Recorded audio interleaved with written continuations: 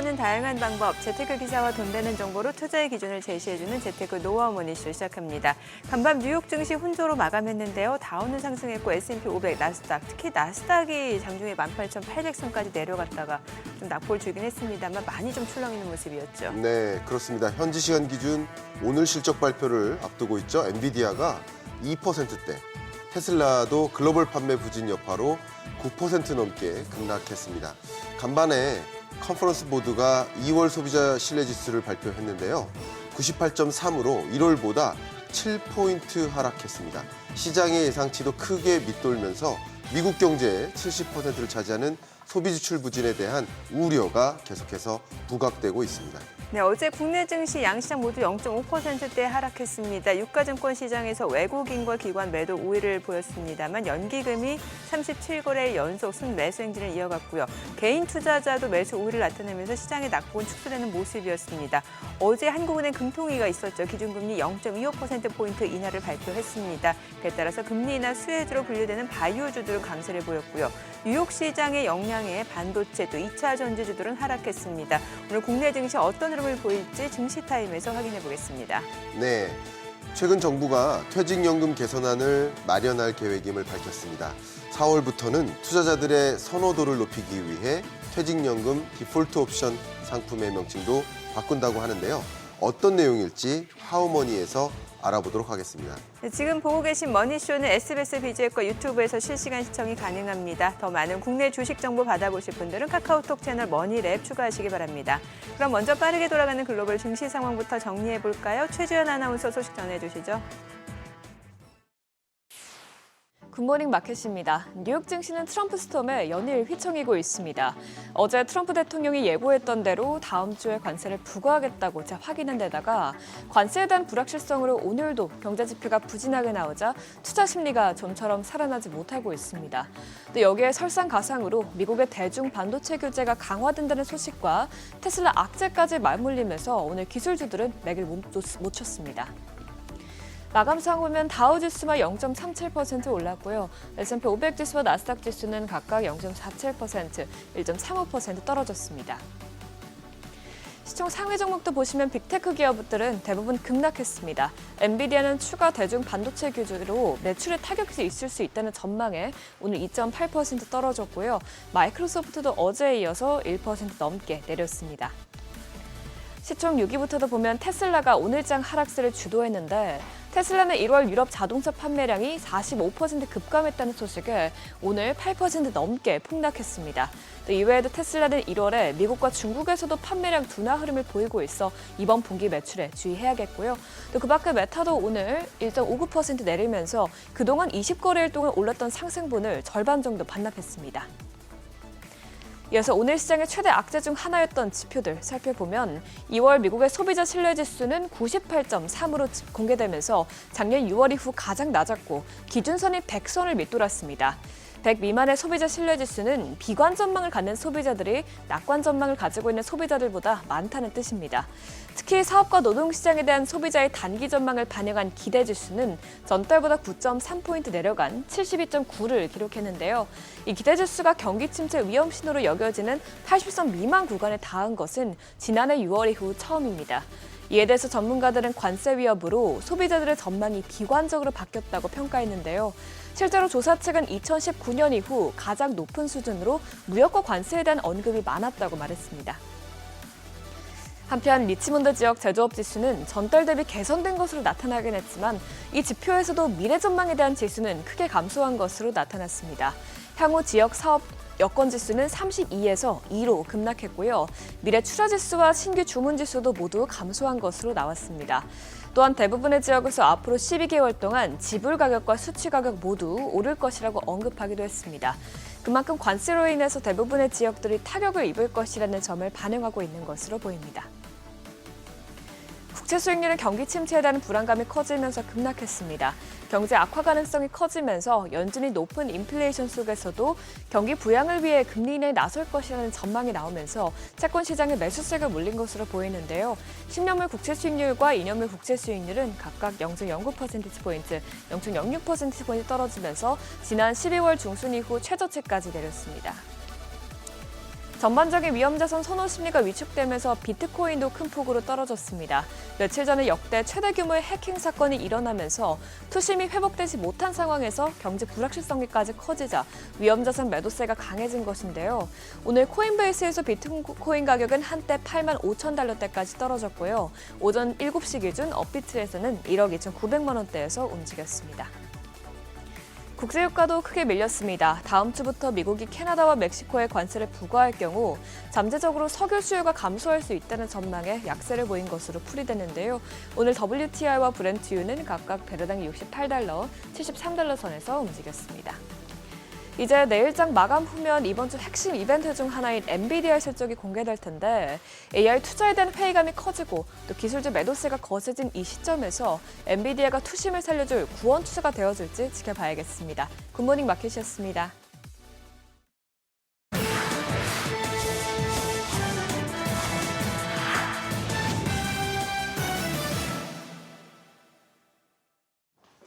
테슬라가 판매 부진에 시달리고 있습니다. 지난달 중국과 유럽은 물론이고 미국에서도 모두 판매가 크게 줄었는데요.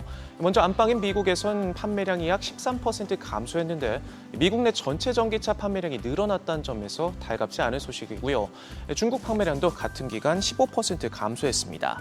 유럽의 상황은 특히 더 심각합니다. 판매량이 10,000대도 채 안 됐는데 무려 45%나 급감했습니다. 유럽 내 전체 전기차 판매량은 37%나 급증했는데 홀로 반토막이 나버렸고요.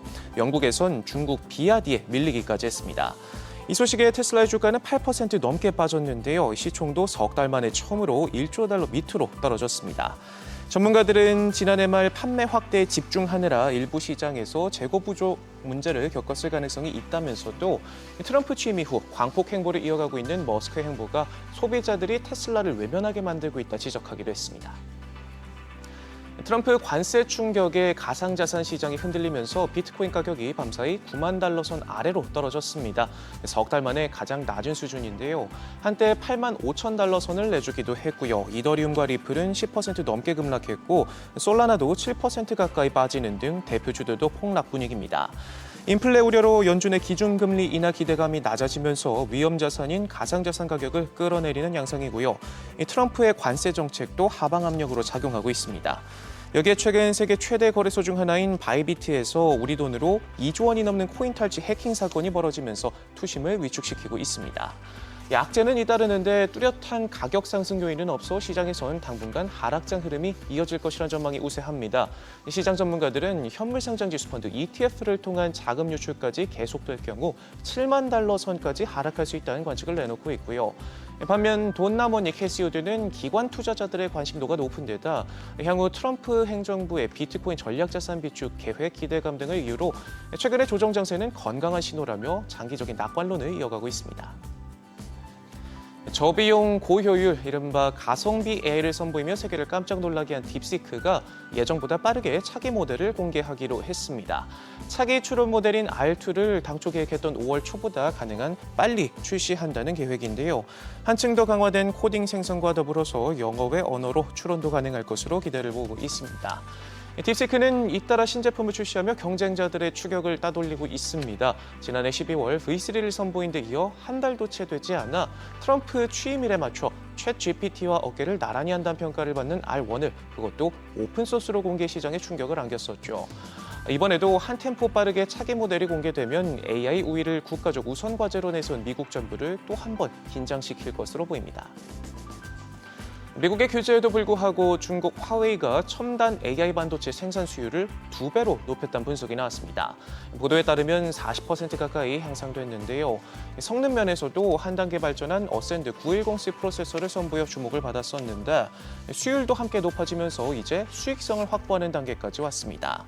전문가들은 비슷한 성능의 엔비디아 H100 칩을 만드는 TSMC의 수율이 60%대인 걸 감안하면 화웨이가 충분히 상용화에 나설 가능성이 있다 짚었는데요. 그러면서 AI 산업 자립에 필요한 컴퓨팅 인프라를 구축하려는 중국의 목표가 한 걸음 더 가까워졌음을 의미한다 평가했습니다. 지금까지 글로벌 비즈였습니다.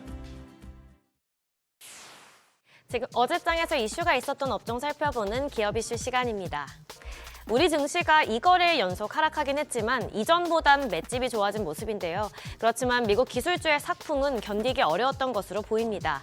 뉴욕 증시에서 나스닥 지수가 2거래일 연속 급락하자 관련주는 약세 기록했는데요. 특히 24일에 MS가 미국 내 상당한 규모의 AI 데이터 센터 임대를 줄이기 시작했다는 보도가 나온 것이 악재로 작용했습니다. 이는 회사가 필요 이상으로 더 많은 AI 컴퓨팅을 구축하고 있다는 걸 의미하는데요. 막대한 AI 인프라 비용 지출에 의문이 제기해왔던 월가에 해당 보도가 힘을 실어주면서 기술주가 크게 빠졌습니다. 또한 실적 발표를 앞둔 엔비디아의 연이은 하락세도 한몫했는데요. 이에 우리 증시도 영향을 받은 것으로 분석됩니다. 마감 상황 보면 CNG 하이테크 10.13%, 저스템도 5% 넘게 빠졌고 아스플로 5.18%, 이오테크닉스 4.95%, 레이저셀도 4% 넘게 하락 마감했습니다. 반면 중국이 5월 즈음에 한한령을 해제할 수 있다는 가능성이 커지면서 화장품주는 강세를 보였습니다. 최근 중국 국무원 판공청은 외국계 기업과 민영 기업에 대한 규제를 풀겠다는 내용의 2025년 외자 안정 행동 방안을 발표했는데요. 외국인 투자 급감과 내수 부진에 따른 중국 경제 둔화 우려를 해소하기 위함인데 이를 통해 K뷰티에 대한 중국 소비가 회복세를 보일 것으로 기대됩니다. 또한 중국 정부가 경주 에이펙 정상회의를 앞두고 내달 한국의 문화사절단을 파견하면서 한중 관계 개선에 속도가 붙을 것으로 보이는데요. 그런 가운데 수혜를 받을 것으로 예상되는 기업 중 코스맥스가 지난해 연결 기준 매출액이 사상 처음으로 2조 원을 넘기면서 더욱 주목을 받고 있습니다. 코스맥스는 올해부터 중국 법인의 체질 개선을 위해 대중국 수출 비중이 높은 브랜드 중 일부를 중국 공장에서 생산할 계획입니다. 관련주 더 살펴보면 토니모리가 12.81%, DYD 10% 넘게 올랐고요. 코스맥스 8%, 선진 뷰티사이언스 5.14%, 한국 화장품 제조가 4% 넘게 상승 마감했습니다. 로봇주도 웃음꽃을 피웠는데요. 휴머노이드 로봇에 들어갈 고성능 배터리 개발을 위해 현대차와 삼성이 손을 잡았습니다. 뜨는 시장인 휴머노이드 시장을 잡기 위해선 한두 시간에 불과한 배터리 사용 시간부터 대폭 늘려야 한다는 판단에서인데요. 이를 두고 2032년 660억 달러 규모로 커질 휴머노이드 시장을 놓고 글로벌 로봇 기업과 배터리 업체 간 동맹이 본격화했다는 분석이 나오고 있습니다. 또 개별 기업 호재도 있는데요. 로보티즈가 테슬라의 옵티머스에 이어 구글이 지원하는 알로아 로봇 프로젝트에도 제품이 도입된 상태란 소식이 전해졌습니다. 더불어서 사면도 로봇용 관절 모터 수주를 놓고 고객사와 논의 중인 것으로 확인됐는데요. 마감 상황 보면 사면이 20.83%, 해성 에어로 로보틱스 6.21%, 하이젠 R&M 3% 가까이 올랐고요. LRG 넥스원 2%, SP 시스템스가 2% 가까이 올랐습니다. 마지막으로 조선주도 시세 분출했습니다. 미국이 중국 선박에 대한 규제를 강화하면서 국내 조선사에 대한 반사이익 기대감이 커지고 있습니다. 현재 미국 무역 대표부는 중국 선사의 선박이나 중국 제조 선박이 미국 항구에 입항할 때 수수료를 부과하는 방안을 검토하고 있는데요. 이렇게 되면 중국의 핵심 경쟁력인 저렴한 가격이 사라지게 될 수 있습니다. 현재 중국은 조선시장 점유율이 70%로 1위를 달리고 있고 한국은 17%로 2위인데요. 한국이 기술력 면에선 중국보다 우월하지만 여태 가격이 문제였죠. 그러나 이번 규제로 향후 리스크 회피를 원하는 선사들이 한국 조선소의 문을 두드릴 것으로 예상되면서 관련주가 수혜를 받을 것으로 기대됩니다. 마감 상황 보면 삼성중공업 8.2%, HD 한국조선해양 5.67%, 하나오션도 5% 넘게 올랐고요. HD 현대중공업 3.18%, HD 현대미포도 2.37% 시세 분출했습니다. 지금까지 어제장 이슈 전해드렸습니다.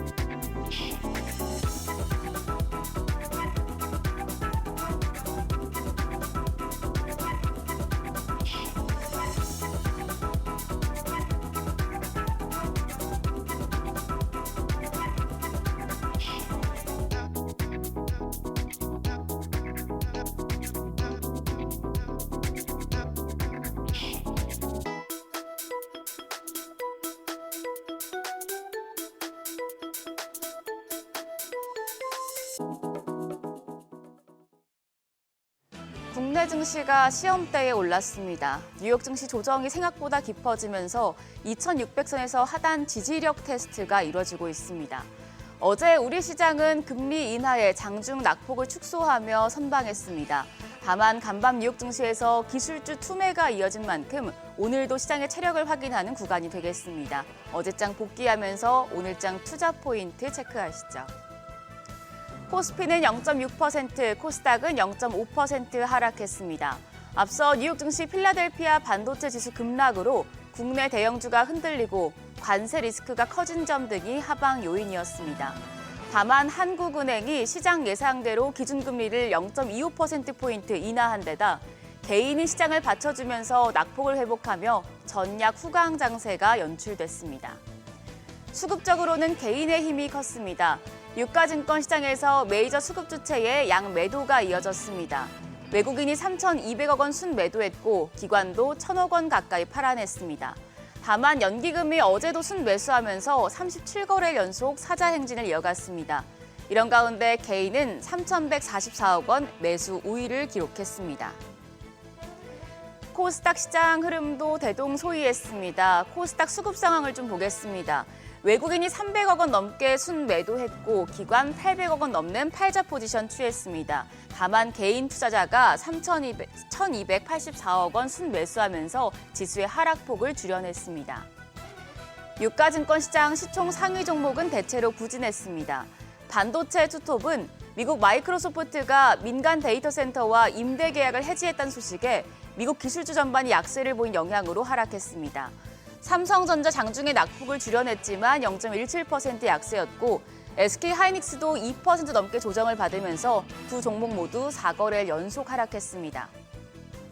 LG에너지솔루션과 현대차, 셀트리온 등도 2에서 3%대 약세 기록했습니다. 반면 삼성바이오로직스가 2.3% 올랐고 네이버도 0.22% 강세로 거래를 마쳤습니다.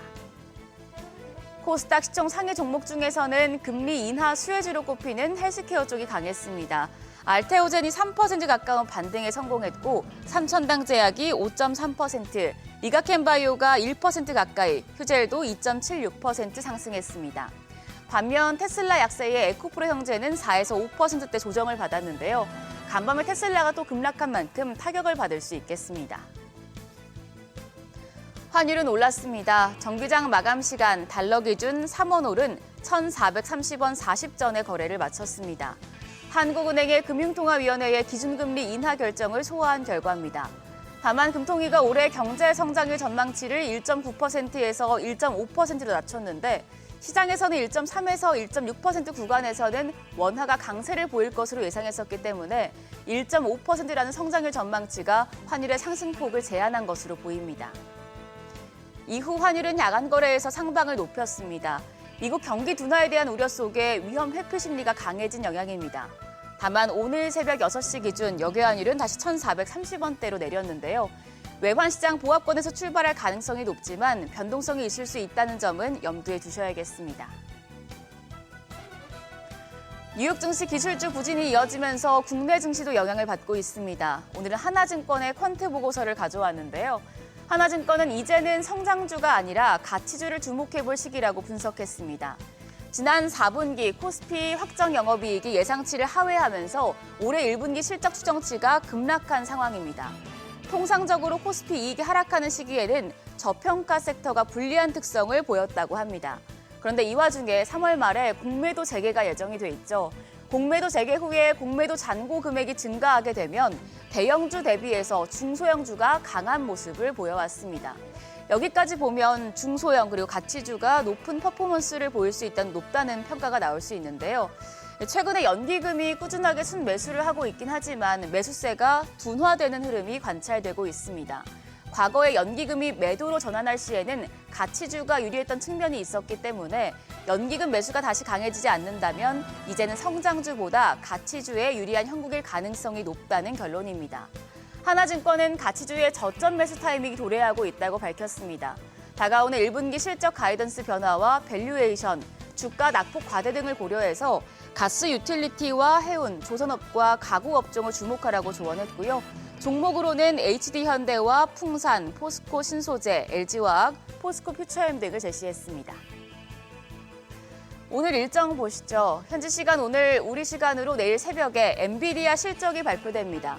국내 증시 반도체 업종에 큰 영향을 미치겠는데요. 실적 발표를 앞두고 뉴욕 증시에서 엔비디아를 비롯해서 반도체 업종이 전반적으로 약했기 때문에 오늘 우리 시장 반도체 섹터도 타격을 받을 수 있겠습니다. 반면 유럽 영상의학회가 개최되는 만큼 여기에 참가하는 루닛과 삼성전자, 코어라인 소프트 등의 참가 기업에는 모멘텀이 될 수 있겠고요.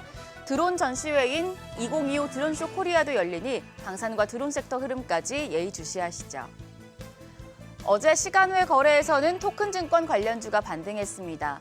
최근 토큰증권 발행 법안 논의가 국회에서 미뤄지면서 관련 종목들 주가가 하락했었는데요. 어제 한 매체에서 이재명 더불어민주당 대표가 오는 28일 민주당이 개최하는 STO 정책 간담회에 참석하며 힘을 싣는다는 보도가 나오자 관련주 다시 주목받았습니다. 다만 정치 테마주로도 엮이는 모습이라 변동성은 높일 수 있으니 이 부분 확인하셔야겠습니다. 반면 뉴욕 증시에서 반도체 섹터는 물론이고 테슬라나 최근에 주목받았던 양자암호 관련주 등이 크게 하락했습니다. 국내 증시 연관되는 섹터에는 악재가 되겠는데요. 이 부분을 2630선을 지키고 있는 국내 증시가 얼마나 받아낼 수 있을지, 우리 시장 얼마나 방어해줄 수 있을지 지켜보셔야겠습니다. 지금까지 어제장 오늘장이었습니다.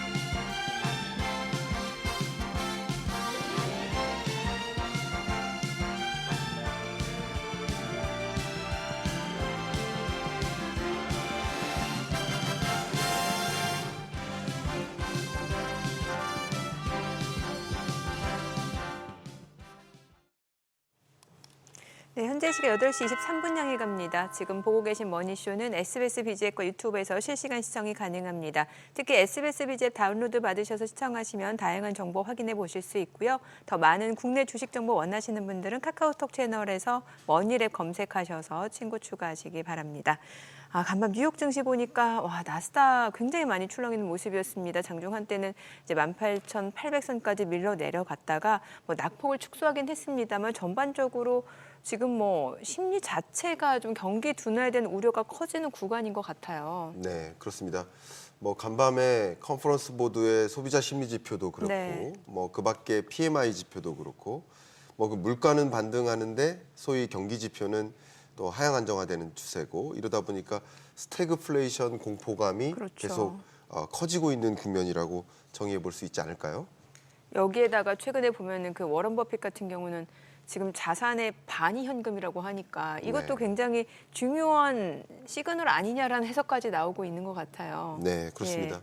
정말 이 미국의 소비 건전성, 또 제조 건전성 여러 가지 면에서 불안감이 커지고 있기 때문에 우리 이 부분을 더 명확하게 들여다봐야 될 시점이 아닌가 그런 네. 생각을 해봅니다. 자, 오늘 함께해 주실 분 모셔보도록 하겠습니다. 디멘전 투자자문 투자부문 송재경 대표님 함께합니다. 어서 오세요. 안녕하세요. 안녕하세요. 네, 사실 대표님 이 자리에서는 그동안 좀 지금 미국에 많이 올랐던 주식에 대해서는 조금 자산 배분을 할 필요가 있다는 말씀을 강조해 주셨는데 전반적으로 간밤 뉴욕 증시 보니까 조금 경계 심리도 커진 것 같고 뭔가 경기도나 우려감이 많이 커지는 분위기가 반영이 된 것 같아요. 맞습니다. 그러니까 보니까 이제 트럼프가 취임한 지 딱 이제 한 달 네. 넘어가고 이제 두 달 첫 번째 주에 이제 진입한 겁니다, 지금. 1월 21일 날 취임했으니까 오늘이 2월 26일이니까 한 달 조금 넘었죠. 한 달 사이에 정말 많은 일이 있었는데 시장에서는 트럼프 일기 때와 달리 관세 위협이 예상보다 빨리 나왔음에도 불구하고 이것은 협상형이고 결국은 해결될 거야라는 기대감 또는 그런 희망 뭐 이런 걸 가지고 한 달 동안 애써 굳이 표현하면은 자산 가격이 외면을 해왔었죠. 네. 사실 그러고 오히려 계속 주가는 올랐었지만 드디어 이제 한 지난주부터는 이런 표현을 했지만 이제 현실을 조금 받아들이기 시작하는 뭐 그런 상황으로 가고 있는 것이다 봐야 될 것 같고 그 사이에 희망과 현실 사이의 괴리가 이제는 눈높이를 맞추는 이제 그런 시점으로 들어가고 있는 거 아닌가 그렇게 말씀을 드립니다. 그렇군요. 간밤에 발표됐던 이 소비자 신뢰지수도 그렇고 그동안 발표되고 있는 여러 지표들을 보면 이른바 스태그플레이션 공포가 고조되고 있습니다.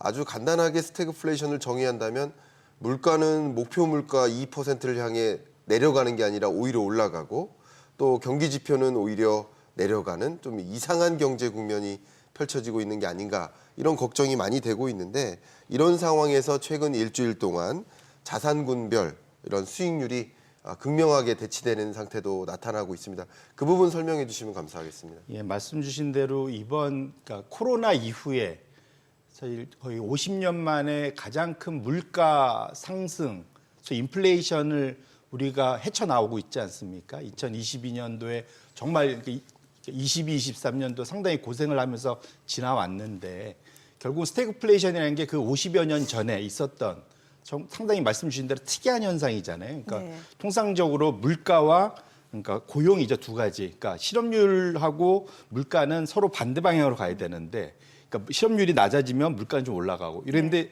이 두 가지가 동시에 안 좋아지는 물가도 올라가고 실업률도 높아지는 이 상황이 이제 말씀 주신 스태그플레이션인데 여기에 대한 우려가 다시 나타나고 있고 이것에 대한 대응. 결국은 그것이 자산 가격에 나타나는데 지난주에 정확히 그렇게 상반된 한 주의 모습이었습니다. 대표적으로 물가 상승의 최대 방어 자산이라 할 수 있는 게 금입니다. 금이 연초 이후에도 가장 좋지만 지난 한 주간도 워낙 좋았고요. 거의 한 2% 가까이 올랐습니다.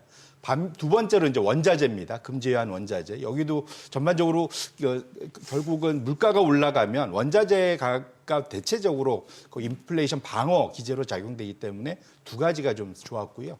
반면에 맨 오른쪽으로 가보시면 경기 상승, 경기 둔화, 그러니까 경기가 좋으면 당연히 주가가 좋을 텐데 기업들의 이익이 좋아지니까. 근데 주가가 빠졌다는 것 자체가 결국은 향후 경기에 대한 둔화 우려가 포함됐다 보셔야 될 것 같고 거기에 또 경제 성장률의 둔화의 우려 때문에 유가도 이제 같이 빠졌다. 결론적으로는 시장에서 말씀 주신 대로 경기 둔화 이것은 결국 실업률 상승으로 연결될 거고 이 물가 상승에 대한 방어 기제로 금과 유가가 올라갔다는 것 이 자체가 결국은 시장에서 스태그플레이션이 바로 온다는 건 아니지만 스태그플레이션스러운 뭐 이런 분위기로 가는 거 아니냐는 우려 자체가 자산군 가격에서 극명하게 대별을 나타냈다 이렇게 보시면 좋을 것 같습니다.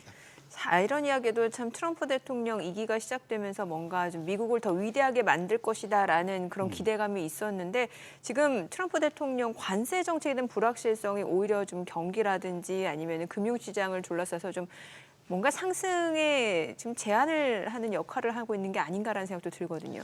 맞습니다. 이게 원래 이게 우리가 원하는 거를 얻었다고 항상 원하는 게 꼭 우리한테 좋은 것만은 아니다. 뭐 이런 얘기도 있고, 그다음에 작용이 있으면 반작용이 있고 뭐 이런 거지 않습니까? 그런데 확실히 트럼프 1기 때의 우리가 좋은 기업, 무슨 말이냐면 2016년도 말에 됐다가 한 몇 주 고생하고 그다음부터는 오히려 주가 엄청 좋아지고 경기도 좋아지고 그 당시에 그러니까 트럼프 1기 때는 예상 밖으로 상황이 다 좋았어요. 그러다 보니까 좋은 기억, 추억이 있었단 말이죠.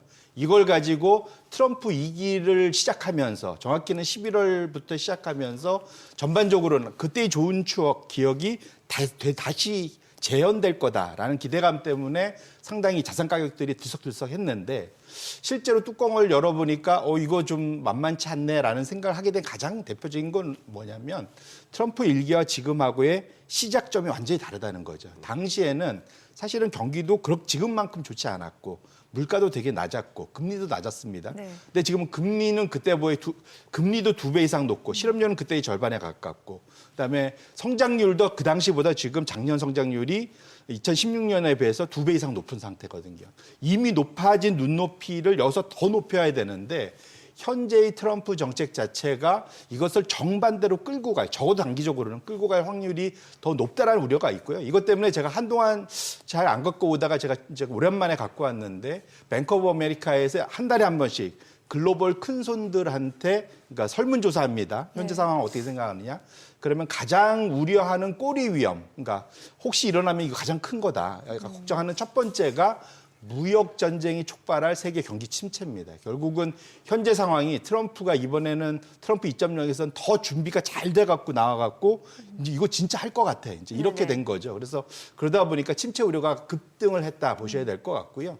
여기에 반면에 두 번째로는 인플레이션이 일어난 연준의 금리 인상, 그러니까 인하를 원래 계속 기대했었는데 유지를 넘어서 혹시 올리는 거 아니야? 이런 걱정. 이 두 가지가 물론 지난달보다는 줄었지만 양쪽을 합쳐보면은 하나는 39%, 하나는 31%입니다.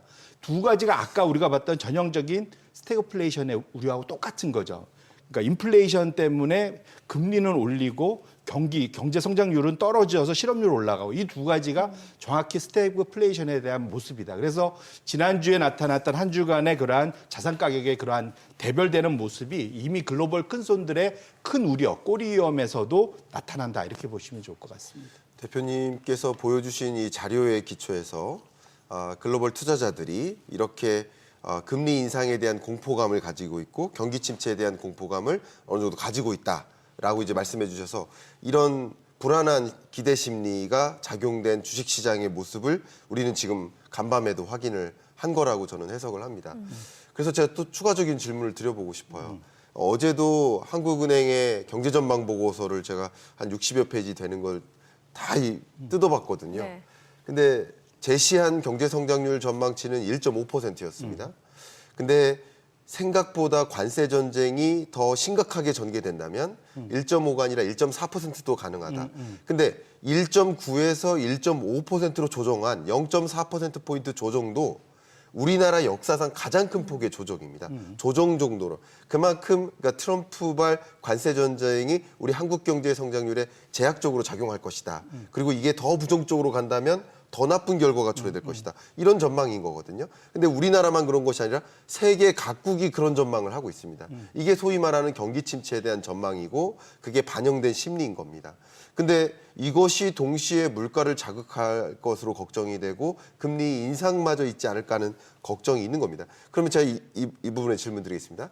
지금은 이 증시가 혹은 자본시장이 이런 걱정 혹은 불안한 기대 심리가 반영된 시장이라고 볼 수 있겠는데 실제 그런 식으로 전개될 것이라고 들여다보시는지 경기 침체 현상을 정말 촉발할 것이고 동시에 인플레마저 자극할 것이라고 생각하시는지 대표님의 좀 견해를 한번 여쭤보고 싶습니다. 결론부터 말씀드리면 그건 트럼프 맘인 것 같습니다.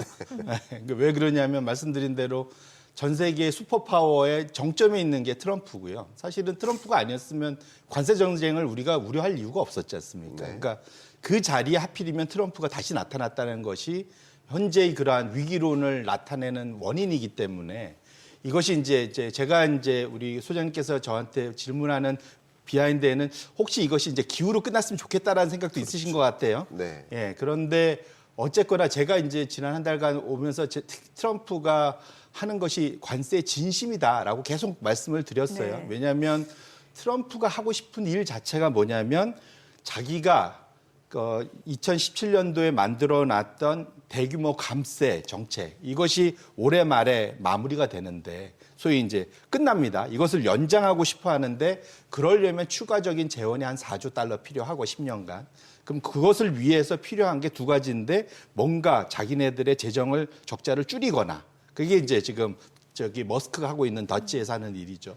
아니면 외부에서 신규 재원이 들어오거나 합니다. 그러니까 신규 재원으로 트럼프가 내내 얘기하고 있는 것이 관세이기 때문에 적어도 트럼프가 관세 전쟁에 있어서는 블러핑이 아니고 진심이다. 이렇게 저는 해석을 계속하고 있는 거고요. 그렇다면 그거를 기본으로 상주의 도구 지금 시장에서 이제 투자자들이 그것을 이제 제대로 읽기 시작한 거죠, 사실은. 읽기 시작했다고 봐야 될 것 같고, 그러면 여기에 대해서 보복 관세가 얼마나 나올지가 향후 이제 문제가 될 거고, 이렇게 간다면 시장에서 우려한 거를 떠나서 결국은 한국은행 같이 보수적인 집단 자체도 상당히 우려를 포하는 이유는 거기에 있다 보셔야 될 것 같고, 특히 이제 우리나라로 돌아오면 사실은 우리나라가 한국은행이 작년에 이런 표현 있지만 조금 과하게 높게, 사실 한국은행 포함해서 좀 높게 잡고 있었어요. 사실 작년까지는. 왜냐하면 시장에서는 미리 이미 작년 여름부터 빠르게 끌어내리고 있었잖아요. 이미 작년 여름부터 올해를 1.5 정도까지 내린 해외 기관들이 많았기 때문에 올해 들어와서 조금 더 뭐랄까 현실화시키고 있는 거다. 이렇게 봐야 될 것 같고, 어제 또 이창용 총재가 백브리핑 할 때 얘기 저도 이제 쭉 다 들어봤는데 기자간담회 때 냉정하게 얘기하시더라고요. 뭐냐면 우리의 현재 수준이 이 정도다. 기초 체력이. 네. 그러니까 1.5가 너무 낮다고 생각하지 마라. 이것이 현재 우리 상황이다고 얘기한 것을 우리가 냉정하게 좀 받아들일 필요는 있겠다. 이렇게 말씀드립니다. 저는 그 대표님 좀 전에 말씀 주신 그 세계 침체를 야기할 수도 있다라는 그 꼬리 리스크에 대해서 그 트럼프의 관세 정책, 이게 또 인플레이션을 유발할 수도 있는 변수다라는 거잖아요. 맞습니다. 근데 지금 보면은 경기 둔화를 걱정하면 사실 연준 입장에서는 금리를 빨리 인하를 해야 되는 거고, 인플레이션을 고려한다라고 하면은 금리 인하를 서두르기도 쉽지 않은 상황일 것 같고요. 연준이 지금 고심할 수밖에 없을 것 같은데 지금 시장에서는 오히려 금리 인하 시기가 좀 더 빨라질 수도 있다 이렇게 보는 것 같거든요. 그게 이제 보험성 인하면 예. 정말 다행입니다. 그런데 지금 인플레이션과의 전쟁이 아직 끝나지 않은 걸로 좀 밝혀지고 있기 때문에 적어도 파월을 비롯한 현재의 FOMC 그 회원들은, 멤버들은 적어도 지금 상황에 대해서는 인상까지는 몰라도, 그러니까 인하는 어렵고 유지 정도를 지속적으로 할 가능성에 대해서 계속 좀 얘기를 하고 있는 것 같고요. 지금 그러니까 아까 말씀드린 대로 관세 때문에 정말로 급격한 그러한 소비 둔화, 또 심지어는 이제 침체까지 만일 간다면 그러면 사실은 이제 대응을 하겠죠. 그래서 네네. 지금은 늘 이제 잘 아시겠지만 연준의 두 가지 정책 목표, 물가 안정과 최대 고용 두 가지인데 둘 중에 우선순위를 먼저 어디에 두냐 보면은 늘 연준은 첫 번째는 물가 안정입니다. 물가. 이걸 먼저 잡은 다음에 그다음에 고용으로 가거든요. 왜냐하면 물가 안정 위해서 금리를 올려놓으면 그다음에는 최대 고용을 위해서 금리 내릴 수 있는 여력이 생기지 않습니까? 우선순위도 기본적으로는 물가 안정이 먼저입니다. 그래서 그렇게 놓고 보신다면 적어도 현재 연준의 스탠스 자체는 트럼프는 빠르게 금리 인하를 원하고 있지만 네. 적어도 그 파월을 비롯한 현재 그 팀의 생각은 적어도 그냥 유지 정도로 상반기는 쭉 끌고 갈 가능성이 높다라고 저는 해석을 하고 있습니다. 아, 그래요. 좋습니다. 오늘 제가 또 출연했으니까 네네. 진행자이자 또 패널로서 의견을 잠깐 드리면 예. 소장님 말씀에 굉장히 공감을 하고요. 또 추가적인 의견을 드려본다면 어쨌든 제 의견 한 가지는 이겁니다. 이 관세 전쟁이 본격적으로 시작되는 건 3월입니다. 그렇죠. 예. 그러면 3월 달부터 미국의 경기 지표나 지금 발표됐던 모든 경기 지표는 트럼프발 어떤 주제들이 아닙니다. 그렇죠. 그러니까 근데 3월부터 본격적으로 미국 경기 지표 또 물가 지표들이 나올 때인데 이건 관세 전쟁의 결과물이라고 볼 수 있겠죠. 근데 그 3월 지표는 대부분 4월에 발표됩니다. 그러니까 관세 전쟁이 인플레를 촉발할 것인지 심각한 경기 침체를 촉발할 것인지 그 경과를 3, 4, 5월 정도는 지켜보자. 한 분기 정도. 그렇죠. 어쨌든 지켜보고 그게 어떤 경과로 전개될지 지금은 관세 전쟁과 인플레 간의 관계를 지금 규명하기는 어렵다. 예단하기는 어렵다. 네. 지켜보자. 지켜보고 그 지표로서 확인하고 금리 결정에 좀 반영을 해보자 하기 때문에 당분간은 금리 인하나 뭐 인상이나 이런 조치가 아니라 그냥 동결을 하면서 지켜보는 과정이지 않을까 이렇게 생각해 보시면 어떨까 의견을 좀 드려봅니다. 네. 자, 이어서 좀 질문을 드려본다면 지금 계속 이제 소장님께서 강조해 주셨던 이 소매 판매 부진이나 경기 침체 우려 이게 실적으로서 반영되는 게 가장 미국 경제의 소비를 보여주는 월마트 수 아니겠습니까? 있죠. 그렇죠. 네, 그래 월마트의 이 실적, 4분기 실적 그게 올해 매출 가이던스 때문일 텐데 어떻게 보고 계십니까? 결국은 우리가 이제 그러니까 특별한 경우 아니면 모든 거는 주가보다 앞서는 경제 지표는 없다는 얘기를 합니다. 네네. 결국은 전망치나 모든 걸 다 앞서서 다 녹여갖고 하나로 나타내는 게 이제 주가다. 물론 이제 주가가 버티는 경우도 있지만 대체적으로는 선행하는 경향이 있는데 그렇죠. 그 선행성을 나타내는 가장 큰 것이 제가 보기에는 월마트하고 페덱스입니다. 네. 첫 번째로는 지금 월마트는 미국의 향후 소비, 결국은 미국은 소비의 나라고 예. GDP의 70%가 소비인데 결국은 소비를 어떤 식으로 갈 거냐에 대해서 지금 보면은 그 첫 번째로 월마트가 지난주에 실적 발표하면서 주가가 급락했죠. 사실은 그것이 향후 전망에 대한 두려움이 첫 번째 컸다 보셔야 될 것 같고 그다음에 세계 무역에 대해서 글로벌 경기에 대해서 선행하는 것이 페덱스입니다. 전 세계를 돌아다니니까 그렇겠죠. 그래서 결국은 페덱스 주가 밑에 붉은색 선인데 보시면 이것이 트럼프 조 기간이 트럼프 당선 직후입니다. 보시면은 붉은색 선은 11월 한 20일을 고점 찍고 쭉 빠져갖고 지금 마이너스 한 7, 8%대까지 하락을 했어요. 결론적으로는 트럼프 이후에 관세 전쟁에 대한 두려움이 결국 어찌 보면은 페덱스의 주가에서 이미 먼저 나타나고 있었다. 시장은 그것을 어찌 보면 한 달간 좀 외면했지만 그것이 결국 S&P 500이 생각보다 쭉 좋았던 그러한 것이었겠죠. 그런데 적어도 첫 번째 글로벌 그러한 무역 흐름에 대한 두려움이 페덱스 주가에 먼저 선반영되고 있었다 봐야 될 것 같고요. 두 번째로는 월마트는 미국 소비, 미국 자체 소비에 대한 두려움이 또 두 번째로 나타나서 결론적으로는 지금 상황이 최근 들어서는 페덱스와 월마트의 향후 흐름 자체는 앞으로 남은 기간, 올해 연말까지에 대한 기간에 대해서 생각보다 이제 조금은 이제 위기의식이 굉장히 높아졌다라는 것을 단편적으로 나타내주는 그런 흐름이다 이렇게 보셔야 될 것 같습니다. 네. 그리고 지난번에도 뭔가 지금 글로벌 자금 자체가 좀 로테이션 흐름들이 나타나고 있다라는 말씀을 주셨는데 최근에 보니까 실제로 이제 미국 헤지 펀드들도 지금 매그니피센트 7 비중을 굉장히 축소하고 있는 상황이고 오히려 금 가격은 뭐 간밤에 좀 떨어지긴 했습니다만 계속해서 상승 추세가 이어지고 있고 자산 가격의 변동이 나타나고 있다라는 거는 자금 흐름이 지금 빠르게 이루어지고 있다는 거잖아요. 맞습니다. 예. 제가 이렇게 사랑이 변하면 변한다. 제가 그런 데도 있고 사랑이 영하는 건 사랑이 없다. 어떻게 변하니? 네, 예. 변한다. 그러니까 변합니다. 예. 특히 돈과 관련해서는 장사가 없습니다. 그래서 그렇죠. 지금 말씀드린 대로 제가 사실 작년 12월부터는 미국 시장보다는 차라리 우리나라가 더 나을 거다라고 지금까지 내내 말씀을 드려왔는데 지금까지는 어쨌든 그 흐름이 지속되고 있는 것 같고요. 여기에 대해서 적어도 글로벌 큰손들도 조금씩 변하고 있고 특히 그러니까 2월 달 들어와서는 확실하게 강력한 얘기를 내고 있습니다. 보시면 지금 올해 그 자산군 중에서 가장 성과가 좋을 거라고 예상하는 분야가 어디야? 라고 질문했을 때 1등이 미국을 제외한 세계 주식이 34%로 완전히 확 올라섰습니다. 저게 미국을 제외한 거예요? 그렇죠. 저건 이제 사실은 미국을 제외한 세계 주식, 왜냐하면 밑에 미국 주식이 따로 있잖아요. 있네요. 예. 네, 그러다 보니까 미국을 제외한 세계 주식이다. 이렇게 보시면 미국에 거의 이제 모든 자금이 몰빵돼 있었는데 네. 이걸 좀 일부 빼서 이제는 글로벌리 쭉 좀 뿌리고 있다. 이렇게 예. 보셔야 될 것 같고요. 이제 두 번째로는 아까 말씀드린 스태그플레이션의 이런 우려들 때문에 물가에 대한 우려도 있고 여러 가지 그런 불확실성, 위기, 그러니까 뭐 지정학적 리스크 뭐 이런 거 다를 감안하면 금이 앞으로도 좀 좋을 것 같아라는 것, 또 미국의 재정에 대한 우려 이런 것들 때문에 금이 이제 두 번째로 좋은. 그다음에 미국 주식은 의외로 연초만 작년 말만 해도 최고로 각광을 받았다가 지금은 금보다도 좀 아래로 내려온 그런 상황으로 내려와 있습니다. 결론적으로는 확실히 작년 말까지 트럼프 2기를 맞이하면서 기대했던 그러한 그 기대감들이 완전히 반전되면서 아이러니하게도 미국 예외주의, 미국 우선주의의 트럼프 시대를 맞이해서 미국을 제외하고 미국을 제외한 세계 주식을 더 좋게 본다라는 것이 의미심장하다 이렇게 보셔야 될 것 같습니다. 네. 말씀 주셨던 부분이 굉장히 여러분께 인상적으로 좀 작용하지 않을까 생각합니다.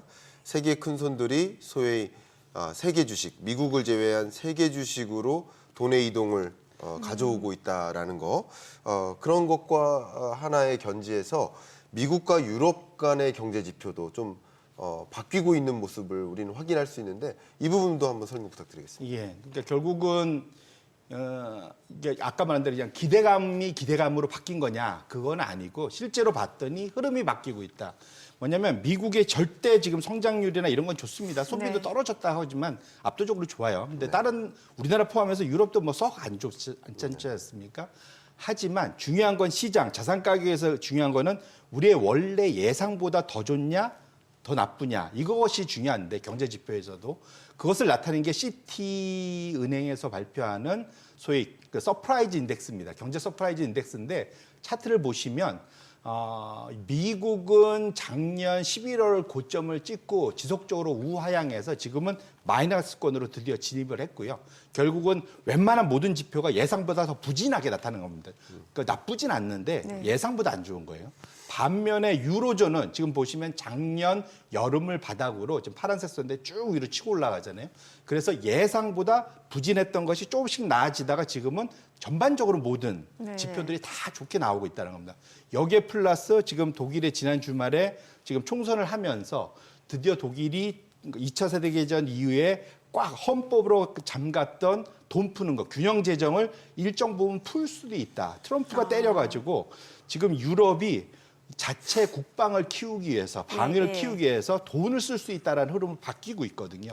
거기에 중심에 지금 독일이 있습니다. 그러다 보니까 유로존이 앞으로 지금 당장은 미국보다 성장률이 낮지만 앞으로 돈을 풀면 그리고 물가는 미국보다 훨씬 낮으니까 네. 그렇게 보면 유럽이 훨씬 더 낫지 않을까라는 기대감을 갖게 할 만한 그런 변화 이렇게 보셔야 될 것 같습니다. 최근에 뭔가 이제 중국 쪽이라든지 유럽 증시가 흐름이 또 괜찮았는데 이게 단순히 저평가 매력으로 올라온 게 아니라 말씀 주신 내용 보면 통화 정책에다가 여기다 재정 정책에 대한 기대감까지도 반영될 수 있다. 이렇게 해석하면 되는 건가요? 그렇죠. 지난 3년간 미국이 압도적으로 앞섰던 것이 통화 재정 정책에서 앞서 있었잖아요. 예. 그 돈을 엄청 코로나 때 풀고 그것 때문에 소비도 좋고 다 좋았었는데 그러한 분위기가 이제는 유럽 쪽으로 넘어갈 수 있다라는 그러한 확실한 변화가 있고요. 그러다 보니까 지역별로도 확실하게 유럽에 대한 그런 기대 이런 것이 커지고 있습니다. 지금 차트가 마지막 이제 그 서베이의 마지막 자료인데 제가 갖고 온 네. 보시면 지역별로 보면 어느 지역을 그러면 너희가 세계 주식이 제일 좋다고 하는데 그럼 어디가 제일 좋을 것 같아?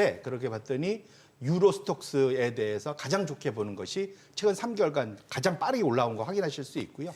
반면에 아까 본 대로 작년 말에 비해서는 나스닥의 기대가 빠르게 내려왔고 오히려 중국, 홍콩 항생으로 대표되는 중국 주식에 대해서 빠르게 올라와서 사실은 지금 나스닥하고 거의 동률을 이루고 있습니다. 결론적으로는 미국 나스닥이 중간에 끼어 있긴 하지만 확실히 흐름 자체는 유럽과 중국에 대한 기대감이 미국에 대한 외사랑에서 조금 분산되면서 넘어와서 확실히 세계 주식으로 어떤 선호도가 바뀌고 있는 것만은 분명하다. 이렇게 보셔야 될 것 같습니다. 네. 대표님께서 지금 계속 많이 제시해 주셨던 이 자료가 글로벌 펀드 매니저 설베이잖아요. 그러니까 펀드 매니저 입장에서 그동안 미국 주식은 상당 부분 고조됐었고 버블 아니냐 하는 생각들이 좀 담겨 있는 것 같고 상대적으로 다른 나라들은 많이 조정되어 왔기 때문에 좀 저가 매수의 기회를 좀 가져야 된다라는 생각도 일부분 반영된 것 같습니다. 제가 다음 질문 드리기 전에 갑자기 드는 좀 네네네. 우려감. 예. 이번 주 금요일 이제 PC 물가가 아, 발표됩니다. 예. 근데 한국 시간 기준으로는 10시 반이죠. 근데 중요한 것은 이게 1월 PC 물가 상승률입니다. 근데 PC 물가 상승률이 불안합니다. 왜냐하면 이 트럼프발 관세 전쟁이 시작되면 이것저것 물건값 다 오를 거야라는 그 불안한 기대 심리, 소비자들의 심리가 그래서 사재기 열풍이 예. 있었거든요. 그러니까 이 PC 물가 상승률은 CPI와 달리 소비 지출에 기반을 두고 물가 지수를 계산하는 그런 방식이기 때문에 지금 발표되어 왔던 근원 물가 2.8%는 유지될지 몰라도 헤드라인 물가 상승률은 2.3, 2.4, 2.6%를 그동안 기록해 왔는데 이게 또 한 번 근원 물가를 오히려 상회해서 올라가게 되면 미국 경제 입장에서는 굉장한 공포감이 또 지속될 수 있겠습니다. 그래서 왜냐하면 다시 한번 강조하지만 1월 PCE 물가 상승률이기 때문에 트럼프발 관세 전쟁이 시작되기 전 단계에서 사재기 움직임이 굉장히 많이 일어났고 그게 반영된 PCE 물가 상승률은 헤드라인 물가만큼은 자극할 수 있지 않을까. 지금 말씀 주셨던 이런 전체 기조와 함께 미국 경제를 다시 한번 우려케 만드는 이 PCE 물가 상승률 이번 주 금요일 밤 이 지표에 좀 주목할 필요가 있지 않을까 그런 또 의견을 좀 드리고 싶습니다. 대표님 어떻게 생각하십니까? 예, 그러니까 지금 기본적으로는 이제 최근 들어서는 2022년도에는 PC 물가 정말 못 맞췄어요. 아, 네. 예, 심지어는 CPI 물가 보고 하는 건데 네. 통상적으로는 CPI 물가 보고 사실은 거기에서 일정 부분 빼갖고 PC를 계산할 수 있습니다. 네. 예, 충분히 두 개가 따로 노는 건 아니고 여기에서 이제 만들어서 하는데 왜냐하면 CPI는 이미 나왔잖아요. 그렇죠. 그래서 CPI 보고 이제 PC를 계산할 수 있는데 예상 자체로는 대략 현재 아까 말씀 주신 대로 저 수준에서 큰 변화는 없을 거다라는 게 지금 예상입니다. 대충 CPI를 보고 감안한 건데 문제는 사실은 여기서 시장에서 지금 찾고 있는 이번에 소위 PC 쪽에서는 물가도 물가지만 PC 자체입니다. PC가 개인 소비 지출이잖아요. 그러니까 예. 지출이 혹시 소위 꺾이는 모습이 보이지 않을까라는 걱정이 분명히 있는 거거든요. 그래서 이것 자체에 대해서 만에 하나 정말로 이제 오히려 좀 말씀드린 물가 수준도 중요한데 그건 이제 CPI에서 한번 우리가 봤고 절대적인 이제 소비 지출 자체의 방향성 자체가 향후 이제 역구 둔화되는 거 아니야? 그러면 사실은 미국의 큰 성장 엔진이 식어지는 거잖아요. 그렇죠. 그래서 지금 봐야 될 건 말씀 주신 대로 물가도 중요한데 소비 지출의 절대적인 방향성 이것도 꼭 한번 챙겨보실 필요가 있을 것 같습니다. 네, 자 지금 시각 8시 50분 지나갑니다. 오늘 양시장 예상 체결지수 확인해 보겠습니다. 먼저 코스피부터 좀 보도록 할게요. 오늘 보합권 출발 예상되고요. 2,629포인트 그리고 코스닥도 역시 강보합권 예상됩니다. 770포인트로 집계가 됩니다. 시가총액 상위 종목 예상 체결가 보겠습니다. 삼성전자 오늘 보합 출발 예상됩니다. 어제 종가가 약보합권, 지금 최근에 이제 나흘 연속 좀 주가가 소폭 좀 조정을 받는 모습이었는데 오늘장 지금 보합권 예상되고 있고요. SK하이닉스 1% 하락 예상됩니다. 호가는 19만 8,500원. LG 에너지솔루션이 0.8% 하락 예상되고요. 호가는 37만 500원. 삼성 바이오로직스가 1% 상승 예상됩니다. 지금 호가 119만 1,000원으로 나타나고 있고 사실 미국 뉴욕 증시에서도 뭐 제약주들이 상대적으로 선전하는 모습을 최근에 보여주고 있습니다. 뭐 간밤에 일라이릴리 같은 경우는 이제 비만 치료제 약간 인하 소식이 나오면서 주가를 상승으로 이끌었는데 이런 부분이 국내 증시에서도 제약 바이오주 상승 모멘텀으로 이어지는 것 같고요. 현대차 보합 출발 예상되고 있습니다. 기아도 오늘 호가에서 보합 예상됩니다. 지금 93,200원 그리고 삼성전자 우선주는 0.9% 하락 예상됩니다. 호가 47,100원이고요. 셀트리온 0.6% 상승 예상됩니다. 예상 체결가 17만 5천 원. 그리고 네이버가 0.4% 상승 예상되고요. 호가는 22만 9,500원, KB금융 상승 출발 예상되고 있습니다. 코스닥 시가총액 상위 종목 예상 체결가 보겠습니다. 어제 뭐 바이오주 좋았어요. 알테오젠 같은 경우는 2% 넘게 상승하는 모습이었고 오늘 강보합권 예상됩니다. 호가는 39만 4천 원. 에코프로빔 2% 약세가 예상되고요. 예상 체결가 13만 300원. HLB 0.3% 상승 예상됩니다. 호가 8만 8천 원. 에코프로는 하락 출발 예상되고요. 레인보우 로보틱스입니다. 오늘 호가에서 뭐 아직까지는 큰 움직임 나타나지 않고 있는 모습이고 리가캠바이오는 0.4% 하락 예상됩니다. 호가는 11만 3천 원.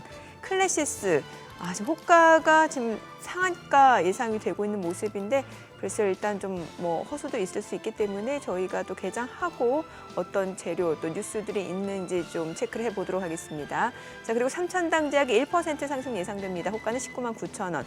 휴젤 0.4% 하락 예상되고요. 예상 체결가 31만 5천 원. 리노공업입니다. 지금 1% 상승 예상되고 호가는 22만 1천 원으로 집계가 되고 있습니다. 자 이제 개장까지 한 7분여가량 남았는데 일단 간밤 뉴욕 증시 뭐 나스닥이 좀 많이 떨어지긴 했습니다만 오늘 국내 증시는 그 영향보다는 뭐 개별 종목 움직임에 따라 좀 시장에서는 또 종목 장세가 이어지지 않을까라는 생각이 드네요. 그렇습니다. 예. 오늘 또 장 지켜보면서 우리 네. 좀 들여다봐야 될 것, 체크해야 될 것들 지금부터 좀 집중적으로 들여다볼 텐데요. 일단 대표님께서 쭉 말씀해 주시는 과정에서 이제 돈의 이동에 주목을 해야 되겠다라는 생각을 다시 한번 하게 만듭니다. 그 돈의 이동은 또 하나의 거대한 축이 금으로 부상하고 있는 것 같고요. 사실 제 이름도 금이거든요. 금금? 예, 제 김이라서 금이고 네. 광석도 네. 금이에요. 아. 빛나는 돌이니까. 네. 그래서 금 온수당 2,900달러 선을 넘어섰습니다. 그래서 많은 분들이 이렇게 불확실성이 더 고조되면 네. 경기 침체 공포감, 또 무역 분쟁의 공포감, 또 전쟁의 공포감, 이런 공포감이 계속 치닫게 된다면 3,000달러 선 넘어서지 않을까, 안전자산으로의 대거 이동이 있지 않을까 하는 생각들을 또 많이 하고 계십니다. 대표님은 어떤 전망을 하고 계신지 의견 여쭙겠습니다. 예, 일단은 제가 최근 한 2주간 가장 많은 그 질문을 받은 게 금에 관한 네. 거였던 것 같습니다. 예. 그래서 말씀 주신 대로 이제 금이 금값을 계속 하고 있는데, 네. 예.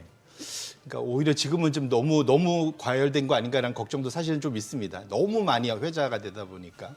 그래서 괜히 지금 내가 금 그 사이 까먹고 있던 거 어디 있나 이제 서랍도 열어보고 막들 하고 계시고 막 모아보고 이거 모은 거 지금 팔아야 돼 뭐 이런 질문도 많이 하시는데 확실한 게 이것이 그 우리 개인들뿐만 아니라 그러니까 뉴욕의 큰손, 미국의 큰손들이 지금 그러고 있습니다. 보시면 지금 차트를 제가 하나 갖고 왔는데 왼쪽은 은의 차트고요. 우측은 네. 금의 차트인데 뭐냐면 그 금의 거래의 최대 시장은 미국이 아니라 영국 런던입니다. 네. 왜냐하면 전 세계적으로 옛날부터 런던이 사실은 금을 포함한 그 소위 그 금융의 본고장이었잖아요. 파운드화가 엄청나게 사실은 달러 전에 세계 최고 기축 통화였기 때문에 그리고 영국은행 우리를 따지면 한국은행인 영국은행이 저기 세계의 금 우리나라 한국은행도 영국은행에다 맡겨놓습니다. 예, 우리 예. 갖고 있는 리저브. 그래서 그 외환보유고에 있는 금을 지금 영국이 다 갖고 있는데 이거를 지금 최근 들어서 어마어마하게 땡겨갖고 뉴욕으로 실제로 그 비행기에다 실어다 날르고 있습니다. 네. 그 돈 드는 무겁잖아요. 이 무거운 거를 실어다가 지금 뉴욕으로 런던에서 계속 나르고 있는데 그러다 보니까 일반적으로는 뉴욕이 런던보다 금 가격이 똑같은 게 있으면 한 평균적으로 10년간 한 $2 정도 더 비쌌습니다. 프리미엄 이제 그러니까 소폭 높은 거죠. 아무래도 옮겨가려면 돈도 그렇죠. 들고 막 예, 이러다 예, 보니까 그러니까 영국에다 그냥 놔두고 그냥 거래했던 거예요. 예. 실제로는 종이로 사고 팔고 했던 거죠. 그러니까 그냥 실물은 거기다 놔두고 근데 실물을 이제 본격적으로 뉴욕으로 가져오다 보니까 이 실물금 가격 격차가 뉴욕하고 최대 작년 올 초 1월에는 $50까지 차이가 났습니다. 그러니까 $2의 프리미엄이 $50까지 갔다가 최근에는 한 $30 전후까지 가고 있는데 거의 과거 평균에 비해서는 지금 20배 이상 차이 나는 뭐 20배 전후로 차이 나는 정도의 상황인데 왜 이렇게 됐느냐? 가장 큰 거는 트럼프의 관세 우려 때문입니다. 해외에 있는 모든 것이 관세란 게 딴 게 아니라 뭔가 국내로 갖고 들어오려면 세금 매기는 거잖아요. 네. 그렇기 때문에 지금 트럼프가 매기는 게 뭐 10%뭐 이런 게 아니라 기본적으로 한 25%씩 때리지 않습니까? 그러면 해외에 있는 것을 갖고 들어올 때 10% 이상, 20% 이상을 맞아버리면 그러면 금가격이 아까 $3,000였는데 실제로는 내가 갖고 들어오면 국내에서는 20% 떼면은 $600나 손해를 보게 됩니다. 그러다 보니까 미국의 지금 해외에다 가져놨던 금들을 미국으로 갖고 들어오는 이 작업이 어마어마하게 일어나다 보니까 단기적으로는 뉴욕과 런던의 일물일가의 법칙이 완전히 깨져서 지금 뉴욕의 금 가격이 훨씬 더 높아지는 현상 이런 것이 나타나고요. 이제 다만 이것은 해외에 무한대로 갖고 있는 게 아니지 않습니까? 예. 이것이 다 옮겨지고 나면 그러면 저 프리미엄은 빠르게 내려갈 거고 그런 변화에 대해서는 우리 투자자분들도 미리 명심할 필요가 있겠다 이렇게 말씀드립니다. 이게 공식 금 거래는 스위스를 통해 한다라는 거. 이 내용은 또 어떤 우리가 이제 의미인가요? 어렸을 때 배웠던 예. 게 모든 길은 로마로 통한다 뭐 이런 말이 있지 않습니까? 네. 똑같은 말로 뭐 세계의 모든 금 거래는 스위스로 통한다라는 말이 있습니다. 그래서 저도 이번에 공부하다 재밌었는데 뭐냐면 이게 지금 저 노란색 막대가 뭐냐면 스위스에서 미국으로 수출하는 금의 양입니다. 네. 지금 지난 한 십몇 년간 폭발적으로 지금 최근 들어서 늘어난 걸 보실 수 있어요. 지금 한두 달 사이에. 가장 큰 이유가 뭐냐면 금을 갖고 오면 그냥 원석으로 갖고 올 수 없고 금을 가보면 보통 녹여갖고 다시 찍어갖고 보내야 되잖아요. 전 세계 70%를 다 스위스에서 합니다. 그러니까 스위스를 믿는 거예요. 중립국으로서 스위스 은행이나 뭐 이런데 그리고 스위스 마크가 찍으면 사람들이 더 이상 증서 마크 찍고 증서 갖고 있으면 다 믿는 마치 우리나라도 종로에서 거래하지만 예. 한국 금거래소에서 찍힌 마크가 훨씬 더 신뢰도가 높을 거잖아요. 네네네. 그러니까 개인 금 하는 것보다는 마찬가지로 전 세계적으로는 첫 번째로는 스위스 마크가 찍히는 게 중요하다 보셔야 될 것 같고요. 두 번째로는 도매금 그러니까 우리 골드바 예. 한번 만져보고 싶은데 왜냐면 이게 하나가 지금 17억 뭐 이렇게 할 거지 않습니까?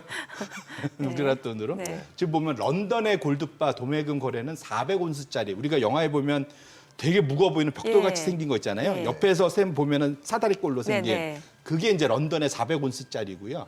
뉴욕은 요거보다는 좀 작습니다. 100온스짜리. 네. 조금 약간 얇은 거라고 봐야 예. 될 것 같은데. 이제 그러다 보니까 지금 런던에 있는 골드바를 뉴욕으로 가기 전에 스위스로 보내서 400짜리를 100으로 만드는 거예요.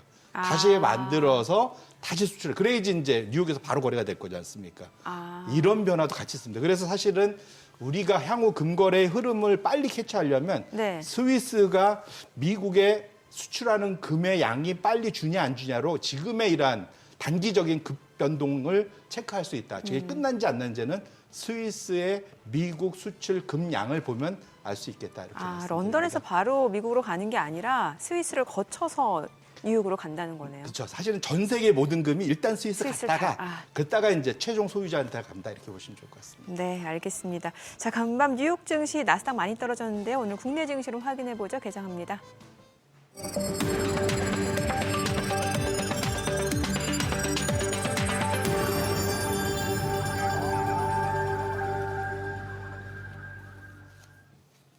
네, 2월 26일 수요일 국내 증시 개장했습니다. 최근에 미국에서 나온 여러 가지 심리 지표들 자체가 경기 둔화를 우려하는 것 같습니다. 컨퍼런스 보드 소비자 신뢰 지수도 지금 3년여 만에 거의 최저치를 찍은 모습이고 그 앞서서 소매 판매도 급감했고 월마트라든지 실적 가이던스가 좀 부진하다라는 측면에서 뭔가 인플레이션을 우려하는 그런 시각도 많고 여기에다가 또 전반적으로 스태그플레이션 우려도 좀 커지는 것 같습니다.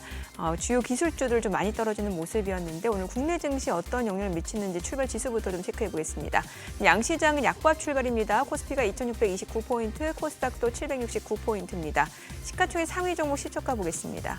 삼성전자가 0.7%, 0.5% 하락합니다. 56,900원이고 SK하이닉스는 0.7% 내림세로 199,100원. LG에너지솔루션 0.8% 하락합니다. 377,500원이고 삼성바이오로직스가 오늘 0.2% 소폭 상승이죠. 118,100원이고요. 현대차가 0.4% 올라갑니다. 203,500원에 거래되고 있습니다. 자, 그리고 기아입니다. 오늘 기아는 보합, 강보합권으로 93,200원이고 삼성전자 우선주가 좀 떨어집니다. 47,200원. 셀트리온 지금 현재 1% 상승 보여주고 있습니다. 2%까지 넘게 올라가네요. 2.5% 상승으로 178,700원에 거래되고 있고요. 지금 보니까 닷새 만에 지금 반등을 보여주고 있는 상황이고 외국계 창구 쪽에서도 매수주문 들어옵니다. 네이버가 0.2% 소폭 올라갑니다. 229,500원. KB금융은 지금 강보합권으로 81,400원에 거래되고 있습니다. 코스닥 시가총액 상위 종목 시초가 보겠습니다. 알테오젠이 0.2% 소폭 상승합니다. 394,000원, 395,500원이고요. 에코프로비엠 오늘 강보합권으로 133,300원에 거래되고 있습니다. 어제 5% 넘게 떨어졌었는데 오늘 좀 반등을 시도하고 있는 모습이고요. 에코프로는 여전히 0.4% 하락으로 65,300원. HLB 보합이고요. 레인보우 로보틱스입니다. 오늘 0.6% 상승으로 389,000원에 거래되면서 사흘 만에 반등 보여주고 있습니다. 리가캠바이오 0.3% 상승합니다. 113,900원이고 삼천당제약이 0.2% 소폭 오름세로 197,500원. 휴젤 2.5% 강세 보여줍니다. 325,000원에 거래되고 있는 모습입니다. 어제도 2% 강세 보여줬고요. 이 거래 연속 상승이고 수급적으로도 지금 외국계 창구 쪽에서 매수 주문 들어오고 있고요. 리노공업은 지금 보합으로 218,500원에 거래되고 있습니다. 자, 클래시스가 오늘 좀 급등을 하고 있는데 클래시스 지금 한 언론 매체 단독 보도예요. 그러니까 지금 삼성전자가 피부 미용 의료기기 클래시스 인수를 검토 중이다라는 소식이 나오고 있습니다. 이미 아이비 쪽이나 이런 쪽에서 확인해 본 바로는 지금 클래시스 인수를 위해서 삼성전자가 태스크포스 팀을 꾸렸다라는 소식이 전해지고 있고, 다만 이제 한 언론 매체 단독 보도기 때문에 조금 더 이제 구체적인 디테일한 사실은 확인해 볼 필요가 있을 것 같습니다. 지금 15% 급등입니다. 자, 오늘 시장에서 특징을 보여주고 있는 섹터 종목들 좀 체크를 해보도록 하겠습니다. 오늘 시장에서는 지금 양시장 보합권인 가운데 피팅 쪽이라든지 우크라이나 재건 이런 쪽 움직임이 나타나고 있는데 피팅 쪽 움직임에서는 태광이 지금 5.8% 강세를 보여줍니다. 23,650원이고요. 성광밴드도 2.6% 상승하면서 29,000원, 화성밸브도 1.4% 상승하면서 8,650원이고요. 하이로코리아도 1.7% 상승하면서 29,750원에 거래되고 있습니다. 한국선제도 2% 상승 보여주고 있습니다. 피팅 쪽 같은 경우는 이제 조선 기자재 쪽으로도 엮인 종목이 많기 때문에 이런 부분 좀 참고하셔야 될 것 같고요. 자, 오늘 그리고 우크라이나 재건 쪽에서는 대동기어가 7% 넘게 올라가고 있습니다. 아무래도 우크라이나 종전에 대한 기대감도 좀 반영이 되다 보니까 이런 쪽 종목들이 또 테마성으로 움직이는 경향도 나타나고 있는데 현대 에버다임이 3% 상승합니다. 9,940원이고요. 데모도 1.6% 올라갑니다. HD 현대건설기계가 5% 넘게 상승하네요. 78,200원. 다산네트워크스도 2% 상승 보여주고 있습니다. 그밖에 TYM도 2.9% 상승 흐름 보여주는 상황이고요. 자, 오늘 미용기기 쪽에서는 아무래도 클래시스가 좀 상승을 하다 보니까 또 다른 쪽 종목들까지도 동반 강세 흐름이 이어지고 있습니다. 사실 이제 수출 쪽 모멘텀도 워낙 많이 반영되고 있는 종목이기도 한데 클래시스는 지금 20%, 19% 좀 급등을 보여주고 있는 상황이고요. 그밖에 하이로닉도 4.9% 올라갑니다. 6,720원 그리고 라메디텍도 6.2% 상승하면서 8,720원이고요. 파마 리서치도 2.4% 올라갑니다. 비올도 3.7% 상승합니다. 8,760원이고요. 하이로닉 보셨고 지금 보시다시피 원택도 2% 상승 중이고 휴젤도 2.8% 올라갑니다. 오늘 피부, 미용, 의료기기 쪽 좋고요. 지금 NFT라든지 STO 쪽도 흐름이 좋은데 핑거가 NFT 쪽에서는 핑거가 지금 16% 급등합니다. 9,880원 선 움직임 이어지고 있고요. 갤럭시아 SM도 8% 상승합니다. 2,225원 그리고 서울 옥션도 7% 상승합니다. 7,160원이고 지금 보시게 되면은 갤럭시아 머니트리도 4% 상승 중이고 위메이드, 카카오게임즈도 각각 2%에서 1% 상승 보여주고 있는 상황이고요. STO 쪽도 비슷합니다. 뱅크웨어 글로벌 8% 상승 중이고 이렇게 NFT, STO 쪽 오늘 관련 종목들 흐름 좋습니다. 지금 K옥션, 서울옥션 다 올라가고요. 갤럭시 SM까지도 상승 흐름 보여주고 있는 상황입니다. 오늘 수급 상황 좀 체크를 해보도록 하겠습니다. 지금 유가증권 시장에서는 개인과 기관이 삽니다. 개인 투자자 676억 원 순매수를 보여주고 있고요. 기관, 오늘도 연기금 사네요. 최근에 연기금 꾸준하게 매수하고 있는데 사실 그게 규모가 그렇게 크지 않다라는 점이 좀 아쉽긴 합니다만 그래도 꾸준하게 매수합니다. 기관 쪽 전체적으로 67억 원 매수 우위, 외국인은 924억 원 순매도를 나타내고 있고요. 코스닥에서는 개인 투자자 425억 원 매수 우위, 그리고 외국인과 기관은 각각 309억 원, 104억 원 순매도를 나타내고 있습니다. 환율 체크하겠습니다. 달러 환율입니다. 정규장 마감 대비로 80전 상승한 1,431원 20전에 개장이 됐습니다. 오늘 국내 증시 보니까 일단 뉴욕 증시 그 여파는 크게 없는 것 같네요. 네, 예. 다행히 네. 여파가 크지는 않게 네. 작용하고 있습니다. 제가 지금 계속 종목별 세부 움직임을 보여주셨으니까 네. 센터장님이라고 대표님? 녹지않은 네. 대표님께 이 질문을 한번 드려보고 싶습니다. 제가 개인적으로 눈에 띄는 게 소위 우크라이나 재건 쪽이에요. 근데 지금 많은 분들이 이제 의견이 분분한 것이 과연 한국 기업이 우크라이나 재건 사업의 실질적 수혜를 받을까? 지금 이제 기대감에 움직이는 것이고 그동안 우크라이나에 적극적으로 지원했었던 전비 지원을 적극적으로 했었던 유로피언 국가들에게 재건 사업의 기회가 더 많이 주어지지 않겠는가 이렇게 관측을 하면서 이게 그냥 너무 과한 기대감 아닌가 하는 의견을 제시하는 분들도 계십니다. 네네. 그래서 이 우크라이나 재건과 관련된 이 섹터에 대해서 대표님은 어떤 의견을 갖고 계신지 여쭙고 싶습니다. 말씀 주신 대로 이 결론부터 말씀드리면 큰 수혜는 없을 것 같아요. 제 개인적인 생각은. 가장 큰 이유는 기대는 높으나 당연히 일단은 트럼프가 껴주겠습니까?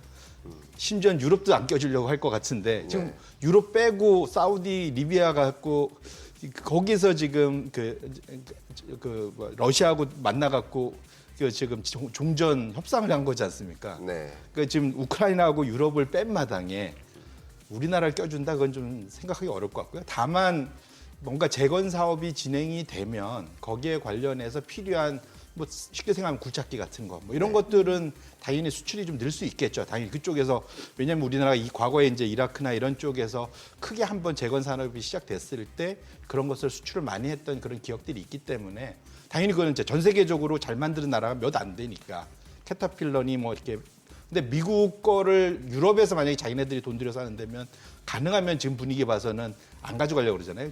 제가 재밌는 얘기 하나 해드리면 네. 캐나다에서 요즘에 아메리카노를 뭘로 부르는지 아십니까? 뭐라고 불러요? 캐나디아노. 정말로 왜 그럴까요? 미국이 너무 싫은 거예요 지금. 51번째 주로 오라고 들어오라고 그러네. 하니까. 그만 아메리칸이라는 표현을 안 하고 싶다는 아 거죠. 정말요. 네. 예, 예, 진짜로 그래서 이게 그러겠죠. 신문 기사에도 나왔습니다. 그래서 그러니까 그 캐나다의 유명 그런 커피 체인점에서 네. 그 메뉴판 위에 아메리카노로 빡빡 지우고 캐나디아노 캐나디아노. 이렇게 써놓습니다. 지금 아. 그 정도로 사실은 분위기가 아까 왜 테슬라가 유럽에서 갑자기 판매가 급감을 했겠습니까? 네. 사실은 이게 트럼프가 교묘하게 상대방 국가 그 국민들을 자존심 상하게 하는 그런 아주 놀라운 능력이 있지 않습니까? 네. 그러니까 그러다 보니까 이런 일이 벌어지고 있는데 아무튼 중요한 거는 제가 말씀드렸는데 두 번째로는 우크라이나의 이슈 중에 하나는 이라크 같은 데는 그 기름이라도 나오니까 예. 나중에 돈 받을 수 있는 소위 말하는 담보가 있습니다. 네. 담보 자산이. 근데 우크라이나는 지금 상황에서는 딱히 담보 자산이 없거든요. 사실은 그 소위 히토리오 얘기하지만 냉정해 보면은 지금 현재로서 미국의 지질 조사국에서도 우크라이나의 히토리오는 없다. 그러니까 아, 그래요? 예, 많지 않다라는 것이 지금까지의 그러니까 얘기입니다. 주장은 우크라이나가 있었던 거거든요. 이렇게 놓고 보면 그것도 히토리오 자체도 전체적으로 귀하고 비싸지만 사용량이 적어서 한 해에 거래되는 양 자체가 되게 작아요. 그러다 보니까 전반적으로는 그 소위 가서 열심히 일한 다음에 대금을 못 받을 수 있는 네.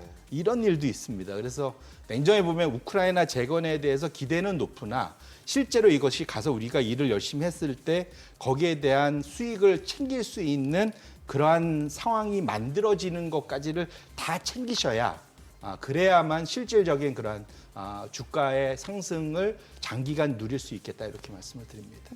앞서 저희 금 얘기했었잖아요. 그러면 이제 투자 관점에서 앞으로도 더 금 가격이 올라갈 수 있을지도 궁금해지는데 여기에 대해서 어떻게 보시나요?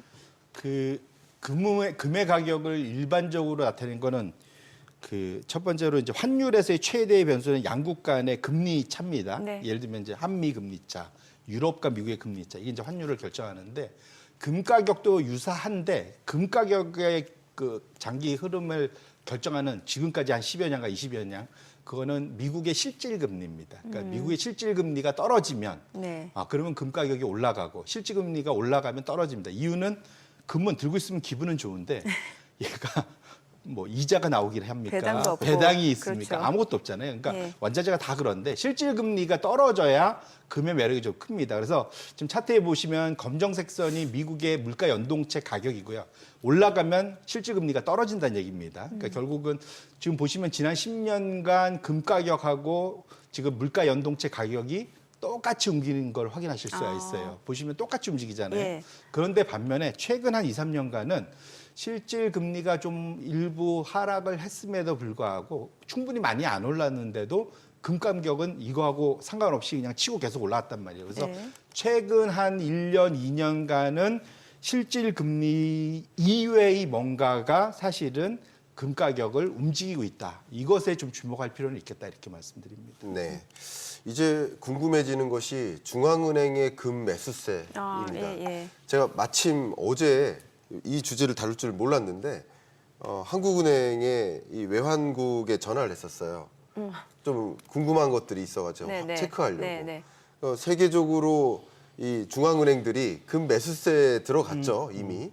그리고 특히 중국인민은행이 적극적으로 금 매수를 하고 있습니다. 왜냐하면 세계 경제가 이렇게 불안하게 전개될 것이라고 보고 있고 금리의 레벨은 좀 떨어질 것이라고 보고 있고 뭐 그런 관점에서 금에 대한 관심 또 외환 보유액의 성격으로서 금으로 많이 갖고 있으려는 움직임이 일어나고 있다는 사실입니다. 근데 제가 궁금했었던 것이 2013년 이래로 한국은행은 금 보유량을 늘리지 않았어요. 그러니까 외환 보유액을 들여다보면 금 외환 보유액의 규모는 계속 유지되고 있더라고요. 왜 이렇게 됐느냐? 금값이 올라가고 있는데 왜 외환 보유액 중에서 금이 차지하고 있는 그 외환 보유액 성격의 그 금은 유지되고 있느냐 확인해 봤더니 이게 수량이 추가적으로 매수를 안 했다. 한국은행은 매수를 안 했어도 금 가격이 반영되면 이 외환 보유액이 올라가야 되는 거 아니냐라고 이렇게 질문을 드렸는데 이게 금 보유는요 네.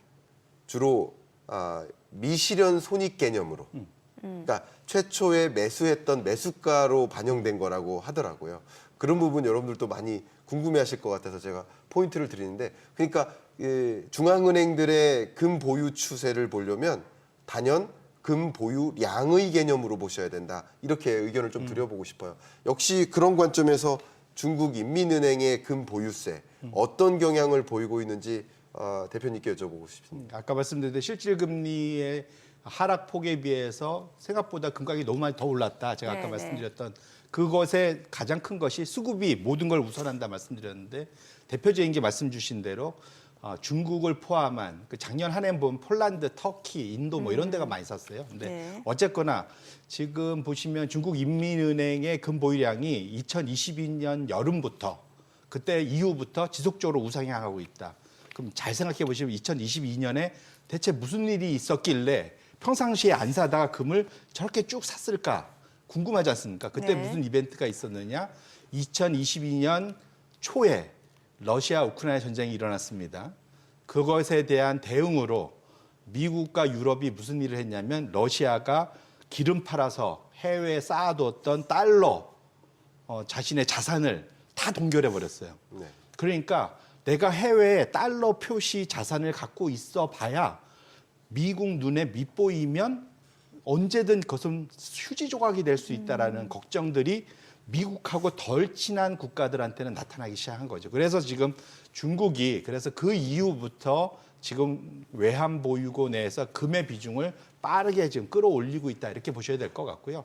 작년에 워낙 급등을 하다 보니까 작년 하반기에는 금을 좀 안 사다가 네. 최근 3개월간 금을 다시 사기 시작했습니다. 그래서 전반적인 흐름 자체는 최근에 아까 말씀드린 대로 다 초단기적으로는 일시적으로 해외에 나가 있는 미국인들이 보유하고 있는 금을 뉴욕으로 가져오기 위해서 단기적으로 튀었고 조금 길게 놓고 보면 최근 한 2, 3년간은 전 세계 중앙은행들이 금을 사면서 끌어올리고 있다. 마지막으로는 결국은 이것이 미국의 달러 가치에 대한 우려 여부에 따라서 장기적인 흐름이 갈 수 있기 때문에 요 세 가지 흐름, 초단기, 중기, 장기의 그러한 각각 변수에 대해서 투자자분들이 꼭 챙겨볼 필요가 있겠다 이렇게 말씀드립니다. 마지막으로 좀 포트폴리오 구성 전략을 좀 여쭤보고 싶은데 앞서서 보니까는 지금 앞으로 기대 수익률을 높일 수 있는 게 미국을 제외한 세계 주식이라든지 아니면 금 이런 쪽 말씀 주셨는데 최근에 10년물 국채 수익률만 놓고 봤을 때는 또 채권에 대한 수요도 좀 높아지는 것 같습니다. 맞습니다. 어떤 식으로 자산을 배분하는 게 좋을까요? 그래서 지금은 아마 정확히는 주식의 거의 이런 표현이죠. 몰빵. 뭐 네. 이런 특히 이제 미국 주식 네네. 거의 이제 모든 포트폴리오 지금 지난 2, 3년간 성공했던 분들은 다 그 포트폴리오일 텐데 네. 말씀드린 대로 이제부터는 좀 지역과 자산을 좀 다각할 필요가 있다 말씀드리고 금은 제가 많이 얘기했지만 금의 전체 포트폴리오에서 절반씩 이렇게 가져갈 수는 없잖아요. 네. 그래서 보험용으로 한 5%, 10% 이내로 가져가시는 게 맞을 것 같고 지금부터는 불확실성이 커지다 보니까 일정 부분 현금 비중을 좀 높이시는 것도 도움이 될 것 같고 마지막으로는 미국 주식에 집중돼 있던 것들을 좀 다변화해서 유럽이나 중국이나 우리나라 이런 쪽으로 좀 다변화시키는 것이 상대적으로 대응하기 좋고 채권 비중도 일정 부분은 가져가는 것도 좋을 것 같습니다. 네, 오늘 내용 잘 들었습니다. 고맙습니다. 오늘 들으신 내용과 관련해서 더 다양한 정보 원하시는 분들은 카카오톡 채널에서 머니랩 검색하셔서 친구 추가하시기 바랍니다.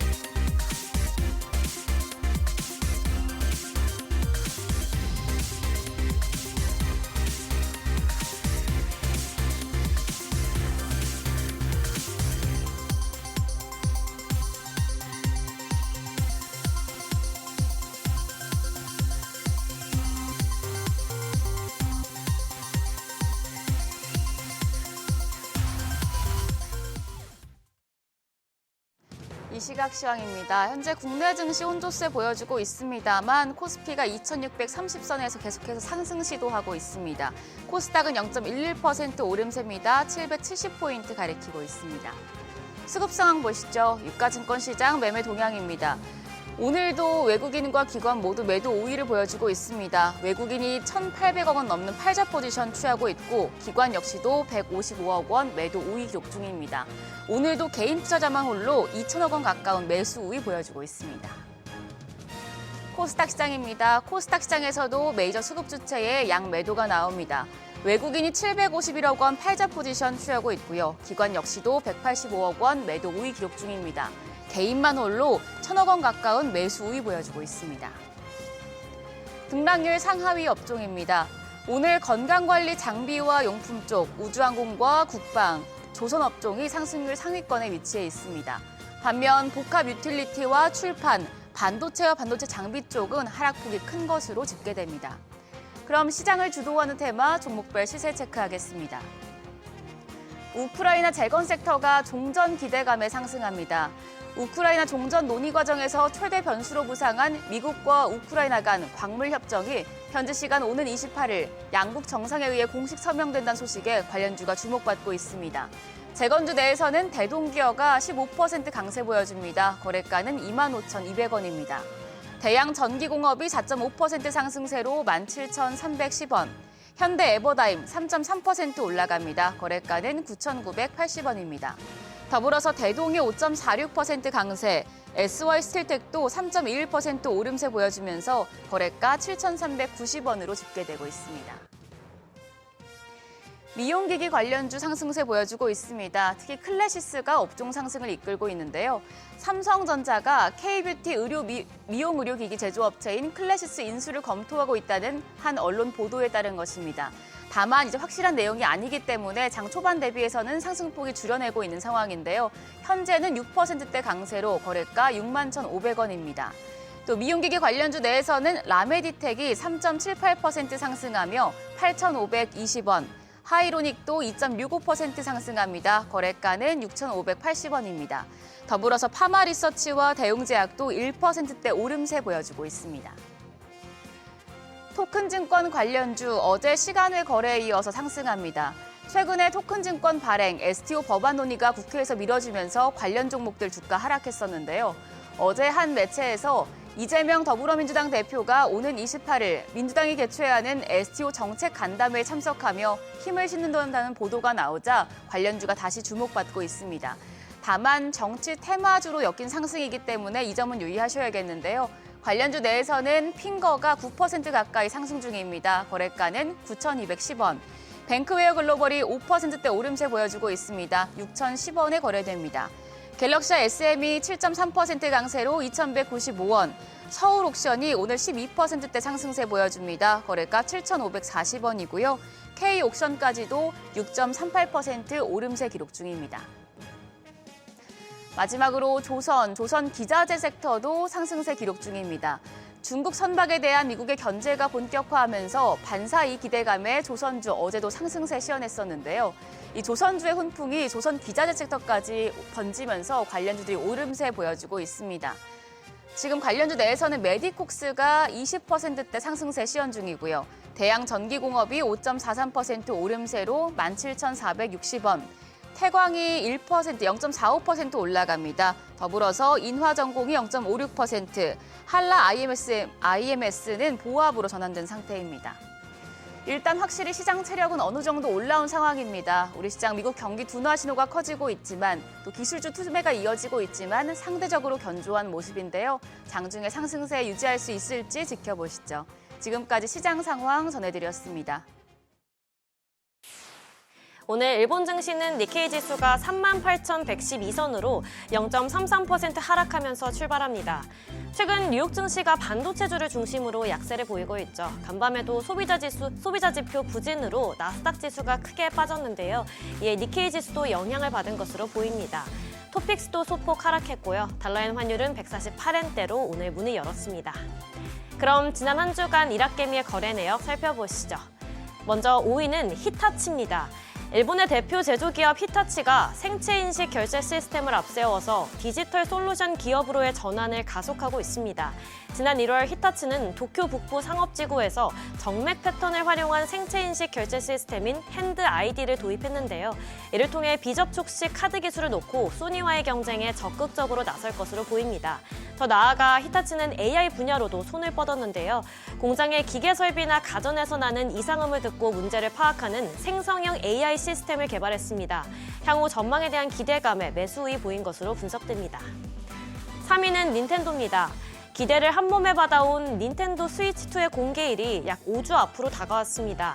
그런데 출시일과 관련해서 새로운 예측이 제기됐는데요. 최근 해외 게임 매체들은 닌텐도 스위치2가 올 여름에 출시될 가능성이 유력하다고 보도했습니다. 이렇게 된다면 학기 말 방학을 기다리는 청소년들 사이에서 가장 큰 반응을 유도할 수 있다는 건데요.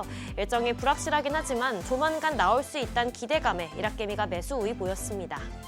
마지막으로 1위는 미국 장기채 엔화해지 ETF입니다. 엔화가 강세를 보이고 있습니다. 트럼프 대통령의 관세 정책을 둘러싼 불확실성과 미국 경제지표 둔화 등이 달러 약세의 압력으로 작용하고 있는데요. 현재 달러엔 환율은 148엔대에서 움직이고 있죠. 향후 엔화 가치는 더 오를 것으로 보이는데요. 일본의 1월 소비자 물가지수가 넉 달째 오름세를 보이면서 일본은행이 추가 금리 인상에 들어갈 가능성이 커졌습니다. 앞으로의 흐름 지켜보셔야겠습니다. 이어서 일본 증시에서 주목받은 뉴스들 살펴보겠습니다. 먼저 투자의 기재 워런 버핏이 이끄는 버크셔 해서웨이가 올해 일본 주식의 지분율을 늘릴 거라고 밝혀 화제가 됐습니다. 최근 버크셔 해서웨이는 우리 돈으로 약 480조 원이 넘는 현금성 자산을 보유하고 있는 것으로 알려졌는데요. 이를 두고 주식 고점 신호가 아니냐는 해석도 나왔지만 버핏이 현금 자산을 우량 기업 투자보다 선호하는 일은 절대 없을 거라고 해명했습니다. 이에 따라 버크셔 해서웨이는 올해 일본의 주요 종합상사 5곳의 지분율을 확대할 계획인데요. 해당 기업들이 다양한 재료와 제품을 거래하고 해운과 철강 같은 실물 경제에도 깊이 관여해서 중요하게 판단한 것으로 보입니다. 다음으로 닛산 소식입니다. 세계 합병으로 기대됐던 닛산과 혼다의 통합이 결국 무산됐죠. 그런데 최근 일본 고위급 인사들이 닛산의 미국 테슬라의 투자를 유치하는 방안을 추진하고 있다는 보도가 나왔습니다. 이들은 테슬라가 미국 내 닛산 공장 인수에 관심이 있다고 보고 전략적 투자자가 되기를 바라고 있는데요. 이 소식에 닛산 주가가 급등했었는데 그러나 현지 시간 25일 머스크 CEO가 테슬라의 닛산 투자설을 부인했습니다. 그러면서 닛산도 상승분을 반납했습니다. 마지막으로 삼성전자와 애플 등의 부품을 공급하는 무라타 제작소가 생산시설의 일부를 인도로 옮기는 방안을 검토 중입니다. 인도에서의 수요가 증가할 것으로 예상되면서 현지 투자를 늘리는 데 필요한 시뮬레이션 중에 있는데요. 회사 측은 현재 일본 생산 비중이 거의 60%지만 앞으로 몇 년 안엔 50%에 가까워질 거라고 밝혔습니다. 또한 애플 등의 고객사가 생산 라인을 속속 인도로 전환하고 있는 만큼 선제적으로 움직이는 거라고 덧붙였습니다. 지금까지 일본 뉴스 전해드렸습니다.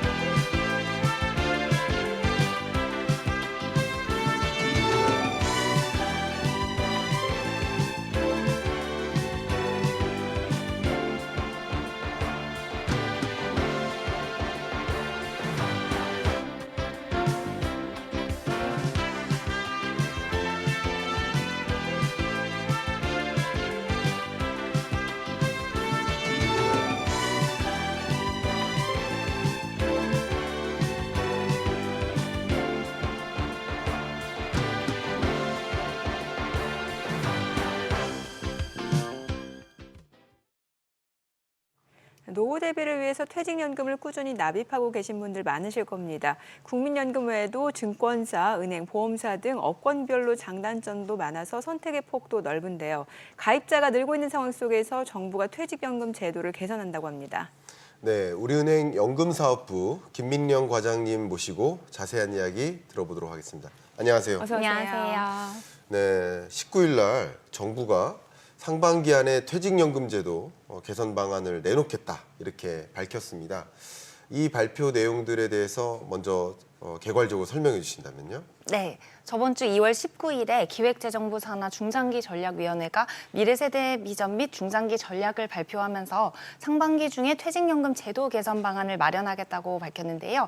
이번 개선 방안은 주로 퇴직연금 도입 의무화와 제도 활성화에 중점을 두고 있습니다. 현재는 일부 기업만이 퇴직연금 제도를 운영하고 있어서 근로자들이 노후소득 보장을 하는데 한계가 있다는 지적이 있었는데요. 이 때문에 모든 기업이 퇴직연금 제도를 도입하는 것을 의무화하여 근로자들의 안정적인 노후소득을 확보하려는 것입니다. 지금 이제 또 안정적인 노후 대비를 위해서 그 퇴직연금 가입할 때 그 디폴트 옵션 요게 또 따라붙게 되는데 이 디폴트 옵션 사실 들어도 좀 이게 매번 헷갈리고 좀 어려운 개념이거든요. 네, 맞습니다. 네, 사전 지정 운용 제도인데 즉 흔히 디폴트 옵션이라는 것이 퇴직연금 가입자가 만기가 된 상품의 운용 방법을 일정 기간 동안 선택하지 않을 경우에 미리 본인이 지정한 포트폴리오로 자동으로 운용되도록 하는 제도인데요. 이 제도의 도입 배경이 저희가 이제 퇴직연금이 약 80% 이상이 원금 보장형으로 운영되고 있어서 장기적인 수익률이 낮다는 문제점이랑 더불어 또 퇴직연금 가입자 중 상당수가 투자 결정을 내리지 않아서 방치하는 적립금이 많기 때문입니다. 이를 방지하기 위해서 퇴직연금의 수익률을 높이고자 2022년 7월에 도입된 제도입니다. 가입자의 적립금이 방치되어서 수익률이 하락하는 것을 막기 위함인데요. 예를 들어 보면 A 가입자분이 IRP 계좌에 정기예금 또는 만기가 있는 펀드 상품 등을 운용하고 있다고 가정해 보면요. 이 상품들이 만기가 끝나면 자동으로 재해치되지 않고 현금성 자산으로 만기 자금이 들어오게 되는데요. 그 후 이 상품을 다른 상품으로 바꾸지 않고 6주가 흐른 경우에는 미리 지정해 놓은 사전 지정 운용 제도인 땡땡땡 디폴트 옵션 포트폴리오로 자동으로 운용되게 되는 것입니다. 네, 그러니까 퇴직연금 디폴트 옵션 상품을 말씀 주셨는데 네. 기본적으로 말씀 주셨던 것처럼 위험도를 좀 떨어뜨려주는 제도다 이렇게 생각해 볼 수 있겠는데 상품을 보면 초저위험도 있고 또 위험도 있고 또 중위험도 있고 여러 가지 분류대로 우리가 살펴볼 필요가 있겠는데 그런 부분들 다양한 이런 상품에 대해서 설명해 주신다면요. 네, 이제 아무래도 퇴직연금 가입자마다 투자 성향이 다 다르기 때문에 이 점을 고려해서 디폴트 옵션 포트폴리오도 이를 만족할 수 있도록 초저위험, 저위험, 중위험, 고위험으로 포트폴리오의 위험도를 구분해서 선택지를 제공하고 있습니다. 이때 포트폴리오의 위험도는 개별 상품의 위험도를 투자 비중으로 가중 평균하여 산출하는데요. 자세한 수치는 디폴트 옵션 상품 설명서에 이렇게 자세히 나와 있으니까 참조하시면 되고요. 각각의 대표적인 특징을 한번 살펴보면요. 네. 초저위험 포트폴리오는 복수의 원금 보장형 상품으로 구성되어 있습니다. 네. 뭐 예를 들어 은행의 예금, 아니면 보험사의 이율 보증형 상품 같은 것이 대표적인 예인데요. 수익률은 낮지만 아무래도 원금 보장이 무엇보다 중요하다 하고 생각하시는 가입자분들에게 적합하다는 특징을 가지고 있습니다. 다음으로 저위험 포트폴리오가 있는데요. 이 원금 보장형 상품과 실적 배당형 상품을 혼합해서 하는 형태가 많습니다. 그래서 실적 배당형 상품이 혼합되었기 때문에 아무래도 원금 손실 가능성은 생기는데요. 다만 이 원금 손실 가능성을 최소화하면서도 플러스 알파의 수익을 기대하는 가입자에게 적합합니다. 그다음에 이제 중위험 포트폴리오 역시 혼합 포트폴리오로 구성되는 경우가 많긴 한데요. 저위험 포트폴리오보다는 원금 보장형 비중을 낮추고 그리고 실적 배당형 상품의 비중을 높임으로써 조금 단기가 아닌 중장기적으로 자산을 불리는 데 초점을 맞춘 가입자들에게 적합하다고 할 수 있습니다. 그리고 마지막으로 고위험 상품의 경우에는 좀 내 노후 자산을 장기적으로 투자하면서 수익률을 극대화시키는 데 적합한 방법인데요. 아무래도 주식 비중이 높은 상품으로 구성된 포트폴리오이기 때문입니다. 그래서 실적 배당형 상품들로만 이루어지거나 아니면 단일 TDF 상품을 사용하는 경우 등이 있습니다. 이 포트폴리오들은 현재 금융사마다 초저위험은 한 종류, 그리고 저위험, 중위험, 고위험 포트폴리오는 최대 3종류까지 가입자들에게 제시가 가능한데요. 이 금융사들이 전략에 맞는 포트폴리오를 구성한 다음에 고용노동부의 승인을 받은 경우에만 사용이 가능합니다. 그리고 퇴직연금 제도 개선 방안 마련보다 지금 먼저 시행되는 게 이제 4월 달부터 모든 디폴트 옵션 상품 명칭이 바뀌게 된다라는 건데 이게 어떻게 변경이 되는 거고 또 왜 변경이 되어야만 하는지 그 이유도 좀 궁금하거든요. 네, 아무래도 올해 4월부터 예. 퇴직연금 사전지정 운용제도인 이 디폴트 옵션 상품의 명칭에서 예. 위험이라는 단어가 제외됩니다. 아. 네. 현재 디폴트 옵션 상품은 앞서 말씀드린 대로 초저위험, 저위험, 중위험, 고위험 등으로 분류되어 있는데 네. 여기 이 위험이라는 명칭이 너무 강조되어 있어서 가입자들의 합리적인 투자 결정을 저해할 위험이 있다고 하는 지적이 있었거든요. 예, 그래서 금융위원회는 투자 성향을 보다 명확하게 반영하는 방향으로 명칭을 반영하기로 결정을 했는데요. 위험 대신 투자라는 단어 중심으로 명칭을 변경함으로써 가입자 성향에 이제 적합한 디폴트 옵션 상품을 선택할 수 있도록 하겠다는 것입니다. 그래서 초저위험은 안정형, 그리고 저위험은 안정투자형, 중위험은 중립투자형, 고위험은 적극투자형으로 변경됩니다. 예를 들어 우리은행 디폴트 옵션 고위험 상품이라면 우리은행 디폴트 옵션 적극 투자형 상품 이렇게 변경이 되는 것인데요. 이러한 변경을 통해서 투자자들이 자기 투자 성향에 맞는 디폴트 옵션 상품을 보다 쉽게 선택할 수 있을 것으로 기대하고 있습니다. 네, 과장님 이렇게 퇴직연금 실물 이전 제도에 대해서 너무나 잘 설명해 주시니까 회사 내에서도 밖에서도 굉장히 바쁠 것 같습니다. 또 퇴직연금 상품에 대해서 관심이 워낙 뜨겁다 보니까. 근데 한 가지 궁금증은 은행도 그렇고요. 증권사, 뭐 보험사, 많은 금융사들이 이 퇴직연금 상품에 대해서 적극적으로 홍보하고 마케팅하고 있거든요. 네. 이 금융사의 업권별로 이 퇴직연금 상품에 대한 차이가 있다든가 뭐가 좀 더 유리하다든가 이런 부분 우리 시청자 여러분께 설명해 주시면 감사하겠습니다. 네, 아무래도 퇴직연금이 이제 가입하려는 금융업권에 따라서 상품 특성이 좀 다른데요. 먼저 은행업권 같은 경우에는 좀 원금 보장형 상품이 풍부하다는 데 있습니다. 단순히 예금 적금뿐만 아니라 뭐 이율 보증형 보험, 원금 보장형 ELB, DLB 같이 안정적이면서 상대적으로 고금리인 상품의 선택지가 많은데요. 특히 펀드나 ETF 상품과 섞어서 포트폴리오로 사용하기 좋을 것 같습니다. 또한 전국 각지에 지점망이 형성되어 있어서 접근성이 좋고 좀 퇴직연금 전담 직원을 통한 맞춤형 서비스나 전화 및 뱅킹 어플을 통한 비대면 상품 서비스가 상대적으로 발달해 있어서 금융 지식이 좀 부족하더라도 내가 원하는 상품을 전문적으로 쉽게 상담받을 수 있다는 장점이 있습니다. 다음으로 증권업권에서는 다양한 투자 상품을 가입할 수 있다는 특징이 있는데요. 아무래도 투자 상품의 종류와 라인업 수가 타기관 대비 많기 때문에 직접 투자형을 선호하시는 개인이 적극적으로 운용을 하실 수 있습니다. 마지막으로 보험업권은 연금화 상품이 발달해서 장기 상품과 연계를 할 수 있는 특징도 있고요. 일부는 단체 보험의 형태로 보장 혜택을 일회성으로 제공하기도 한다고 합니다. 그래서 따라서 안정적인 운용과 접근성을 중시하시는 분들이라면 은행을, 공격적인 직접 투자를 선호하시는 분은 증권사를, 그리고 장기적인 연금 수령을 원하시는 분들은 보험사가 유리할 수 있고요. 아무래도 특징을 좀 살펴보신 다음에 자신의 투자 성향이 어떤지, 그리고 퇴직 시점이 언제일지, 그리고 리스크를 얼마나 감내할 수 있을지를 보시고 업권을 선택하시는 게 중요할 것 같습니다. 네.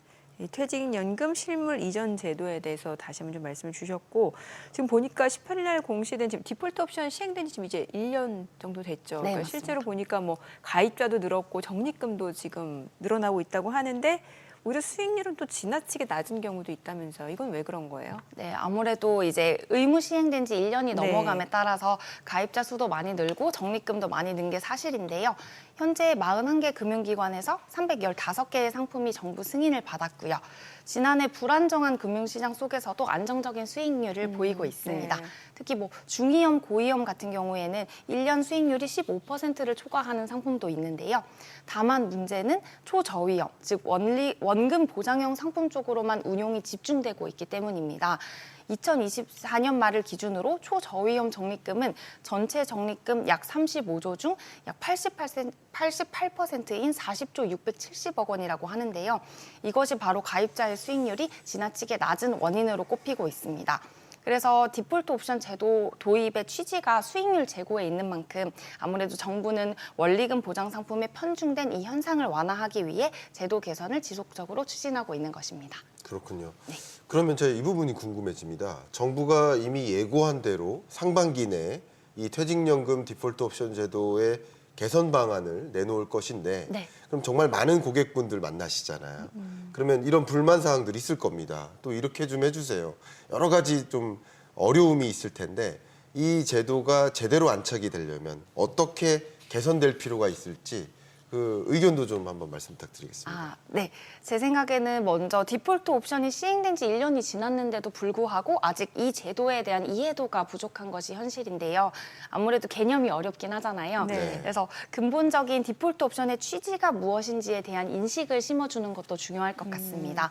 아무래도 잘 모르면 먼저 선택하는 것이 원리금 보장 상품이다 보니까 네. 가입자들이 원리금 보장 상품 외에도 어떤 상품들이 좀 구성되어 있는지를 알게 해드리는 게 중요할 것 같고요. 또 디폴트 옵션 내 포트폴리오를 운용하다 보면 수익률이 안 좋은 상품이 생기기 마련인데 이때는 또 금융사들에서 이 상품을 변경하려면 디폴트 옵션 포트폴리오의 중대한 변경에 해당돼서 재반되는 절차가 좀 많거든요. 그래서 이러한 절차를 좀 간소화시키면 금융사가 포트폴리오의 수익률을 적극적으로 개선할 수 있도록 하는 방안이 될 수 있을 거라고 생각합니다. 네, 저희가 지금 퇴직연금 그 제도 개선과 관련해서도 좀 설명을 드리고 있는데 사실 퇴직연금 하면은 저희가 이 시간을 통해서 매번 좀 말씀을 드리긴 했는데 저도 아직까지 헷갈립니다. 그 네. 개인형 IRP가 있고 또 기업용 퇴직연금 DBDC 있잖아요. 요거의 뭔가 좀 특징과 이런 걸 좀 알기 쉽게 다시 한번 좀 정리를 해주시면 저희가 또 퇴직연금에 대한 이해가 좀 높아지지 않을까 싶거든요. 네, 아무래도 가입자분들께서 지금 고려하실 거 예. DB 같은 경우에는 이제 그 회사에서 운용하다 보니까 아무래도 DC나 IRP 제도를 조금 더 신경을 써주시면 좋을 것 같은데요. DC나 IRP. 네, 예. 회사에서 이제 퇴직연금 제도를 도입할 때 DB형 제도나 DC형 제도, 뭐 확정급여형, 확정기여형으로 그러니까요. 나누는 예. 네, 여기서 이제 좀 어려워지니까 그런 제도를 도입하게 되는데 이제 DC 가입자들 같은 경우에는 본인들이 회사에서 이제 적립금도 받지만 개인이 이제 세액공제를 위해서 또 납입을 하실 수가 있거든요. 그러면 IRP 계좌랑 마찬가지로 그거를 이런 상품으로 운용을 하실 수가 있어요. 뭐 예금으로 운용하실 수도 있고 펀드나 ETF로 운용을 하실 수도 있는데 그런 이제 차이가 있다는 점을 좀 아시면 좋을 것 같고요. 네. 그리고 아무래도 지금 가장 트렌드는 개인형 IRP로 아. 이제 본인의 노후 자산을 불리는 거고 네. 이제 디폴트 옵션 같은 경우에도 이런 DC나 IRP 계좌에 해당하는 거다 보니까요. 네, 그 점으로 활용하시면 좋을 것 같습니다. 개인형 IRP나 DC 쪽으로 네. 그래서 여기도 디폴트 옵션을 잘 활용하면은 네. 수익률을 좀 높여갈 수 있다라는 거. 네, 수익률도 아무래도 디폴트 옵션도 아까 말씀드린 그런 초저위험, 저위험, 중위험, 고위험이 있는데 아무래도 고위험으로 갈수록 이제 수익률도 높아지고 대신에 위험도도 물론 높아지지만 그렇죠. 수익률도 높아지니까 근데 좀 장기로 보시고 이제 아무래도 활용을 해보시는 다양한 방안을 좀 해보시면 좋을 것 같습니다. 네. 네.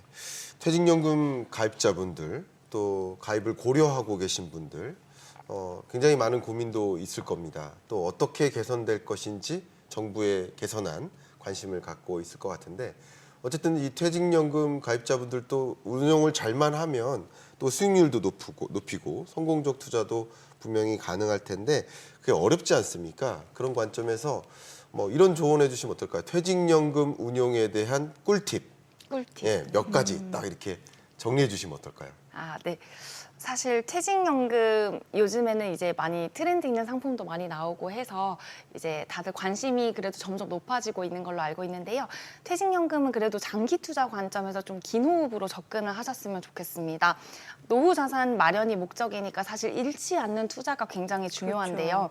네, 단기 급등하는 게 많다 보니까 이 수익률에 좀 현혹되지 마시고 변동성이 낮은 상품으로 수익률을 차곡차곡 쌓아가시는 게 중요할 것 같은데요. 단적인 예로 한 2년 전쯤에 2차 전지 붐이 일어나가지고 예. 아직도 마음고생하고 계시는 분들이 많은 걸로 알고 있습니다. 그래서 퇴직연금은 좀 TDF와 같은 자산 배분 전략을 통해서 변동성을 낮추고 안정적인 수익을 추구하는 이제 상품들을 코어로 하고 그다음에 최근 트렌드와 중장기 성장성을 고려해서 기술주 관련 상품으로 추가 성과를 추구하시는 코어 세틀라이트 전략을 병행하시는 것을 추천드립니다. 지금 굉장히 어려운 용어들이 많이 나왔는데 TDF도 사실 뭐 저희 방송 시청하신 분들 어느 정도 이해도가 높으실 것 같은데 그 타겟 데이팅 펀드 맞죠? 맞습니다. 이것도 좀 쉽게 설명을 해주세요. TDF란 이제 TDF 뒤에 이제 빈티지라고 해가지고 숫자가 붙어 있는데요. 이 숫자 시점을 은퇴 시점으로 해가지고 이제 주식과 채권 비중을 좀 조절해가면서 이제 운영하는 펀드여서 생애 주기별로 맞춤으로 이제 이용할 수 있는 펀드라고 하실 수 있고 네. 대부분 이제 거기 이제 들어있는 자산군이 글로벌 자산 배분이 되어 있기 때문에 아무래도 조금 더 그 위험 등급은 높지만 그래도 변동성 낮게 운용하실 수 있는 펀드라고 생각합니다. 과장님께서 너무 잘 설명해 주셔서 네. 상품에 대한 이해는 좀 어느 정도 정립이 될 것 같은데 네. 또 중요한 것은 나를 아는 것이 중요한 거예요. 그렇죠. 내가 그러니까 공격적인지. 그죠. 공격적 투자자인지 네. 또 안정추구형인지가 궁금한데 앵커님은 어떠세요? 보통 안정추구형이세요? 공격적 투자자세요? 저 그때그때 달라요. 그때그때 다르시. 그때그때 달리 제 심기 상태에 따라 달라요. 군요. 네. 과장님은 어떠십니까? 저는 무조건 공격 투자형으로 공격. 나오긴 하는데 이제 네. 그건 약간 직업상 이제 공격 투자형 상품을 선택을 해야 이제 그 금융사에 있는 모든 상품을 볼 수가 있거든요. 그렇죠. 네. 이제 뭐 안정 투자형이면 채권형 상품밖에 리스트를 볼 수가 그렇겠네요. 없으니까 예. 전 좀 다양하게 보고 싶은 마음에 보통 공격 투자형으로 그렇군요. 선택하고 있습니다. 저는 안정투자형입니다. 그렇게 아니, 그렇게 보여요. 정리를 하고 그렇게 보입니까? 예, 예. 아, 그때그때 다르고 네. 공격 투자하고 저는 안정 투자고. 네, 지금 다양한 형태의 투자자들이 모여 있네요. 그렇죠. 예. 그러니까 나의 투자 성향에 맞게 상품을 골라야 되니까 그렇죠. 투자 상품을 이해하는 것도 중요하지만 네. 나를 이해하는 것도 좀 중요하지 예. 않을까 그 말씀 좀 드려보고 싶습니다. 그래서 수익률은 어때요, 지금? 저는 그래도 다행히 수익률이 아까 제가 마지막에 설명드린 코어 세틀라이트 전략을 네. 써서 그건 뭐예요? 그게 이제 중심에 그러니까 너무 많은 거를 사실 요즘 뭐 테크가 뜬다고 해서 다 테크를 담고 이제 채권을 조금 담고 이런 전략이 아니라 조금 변동성이 낮은 아까 말씀드린 TDF나 이런 상품을 좀 코어에 놓고 네. 그다음에 트렌드에 맞춰서 시황에 맞춰서 주변주를 좀 선택하는 거를 이제 코어 세틀라이트 전략이라고 하는데 약간 그런 걸 위주로 좀 저는 공격 투자형이지만 생각보다 안전하게 네, 운영을 하고 그럼 있습니다. 저 이 질문 드리고 싶어요. 뭐 어떤 질문? 분명히 고객분을 많이 만나시다 보면 내가 안정추구형인지 공격적 투자자인지 구분을 못 하겠어요. 그럼 구분을 하는데 도움을 드려야 될 거 아닙니까? 네, 맞습니다. 도움 드릴 수 있습니까? 네, 아무래도 투자자 성향 분석이라고 네. 처음에 이제 이 펀드나 이런 ETF 상품을 가입하려고 하면 무조건 투자자 성향 분석을 하셔야 되는데요. 네. 그걸 이제 같이 해드리면서 도움을 드립니다.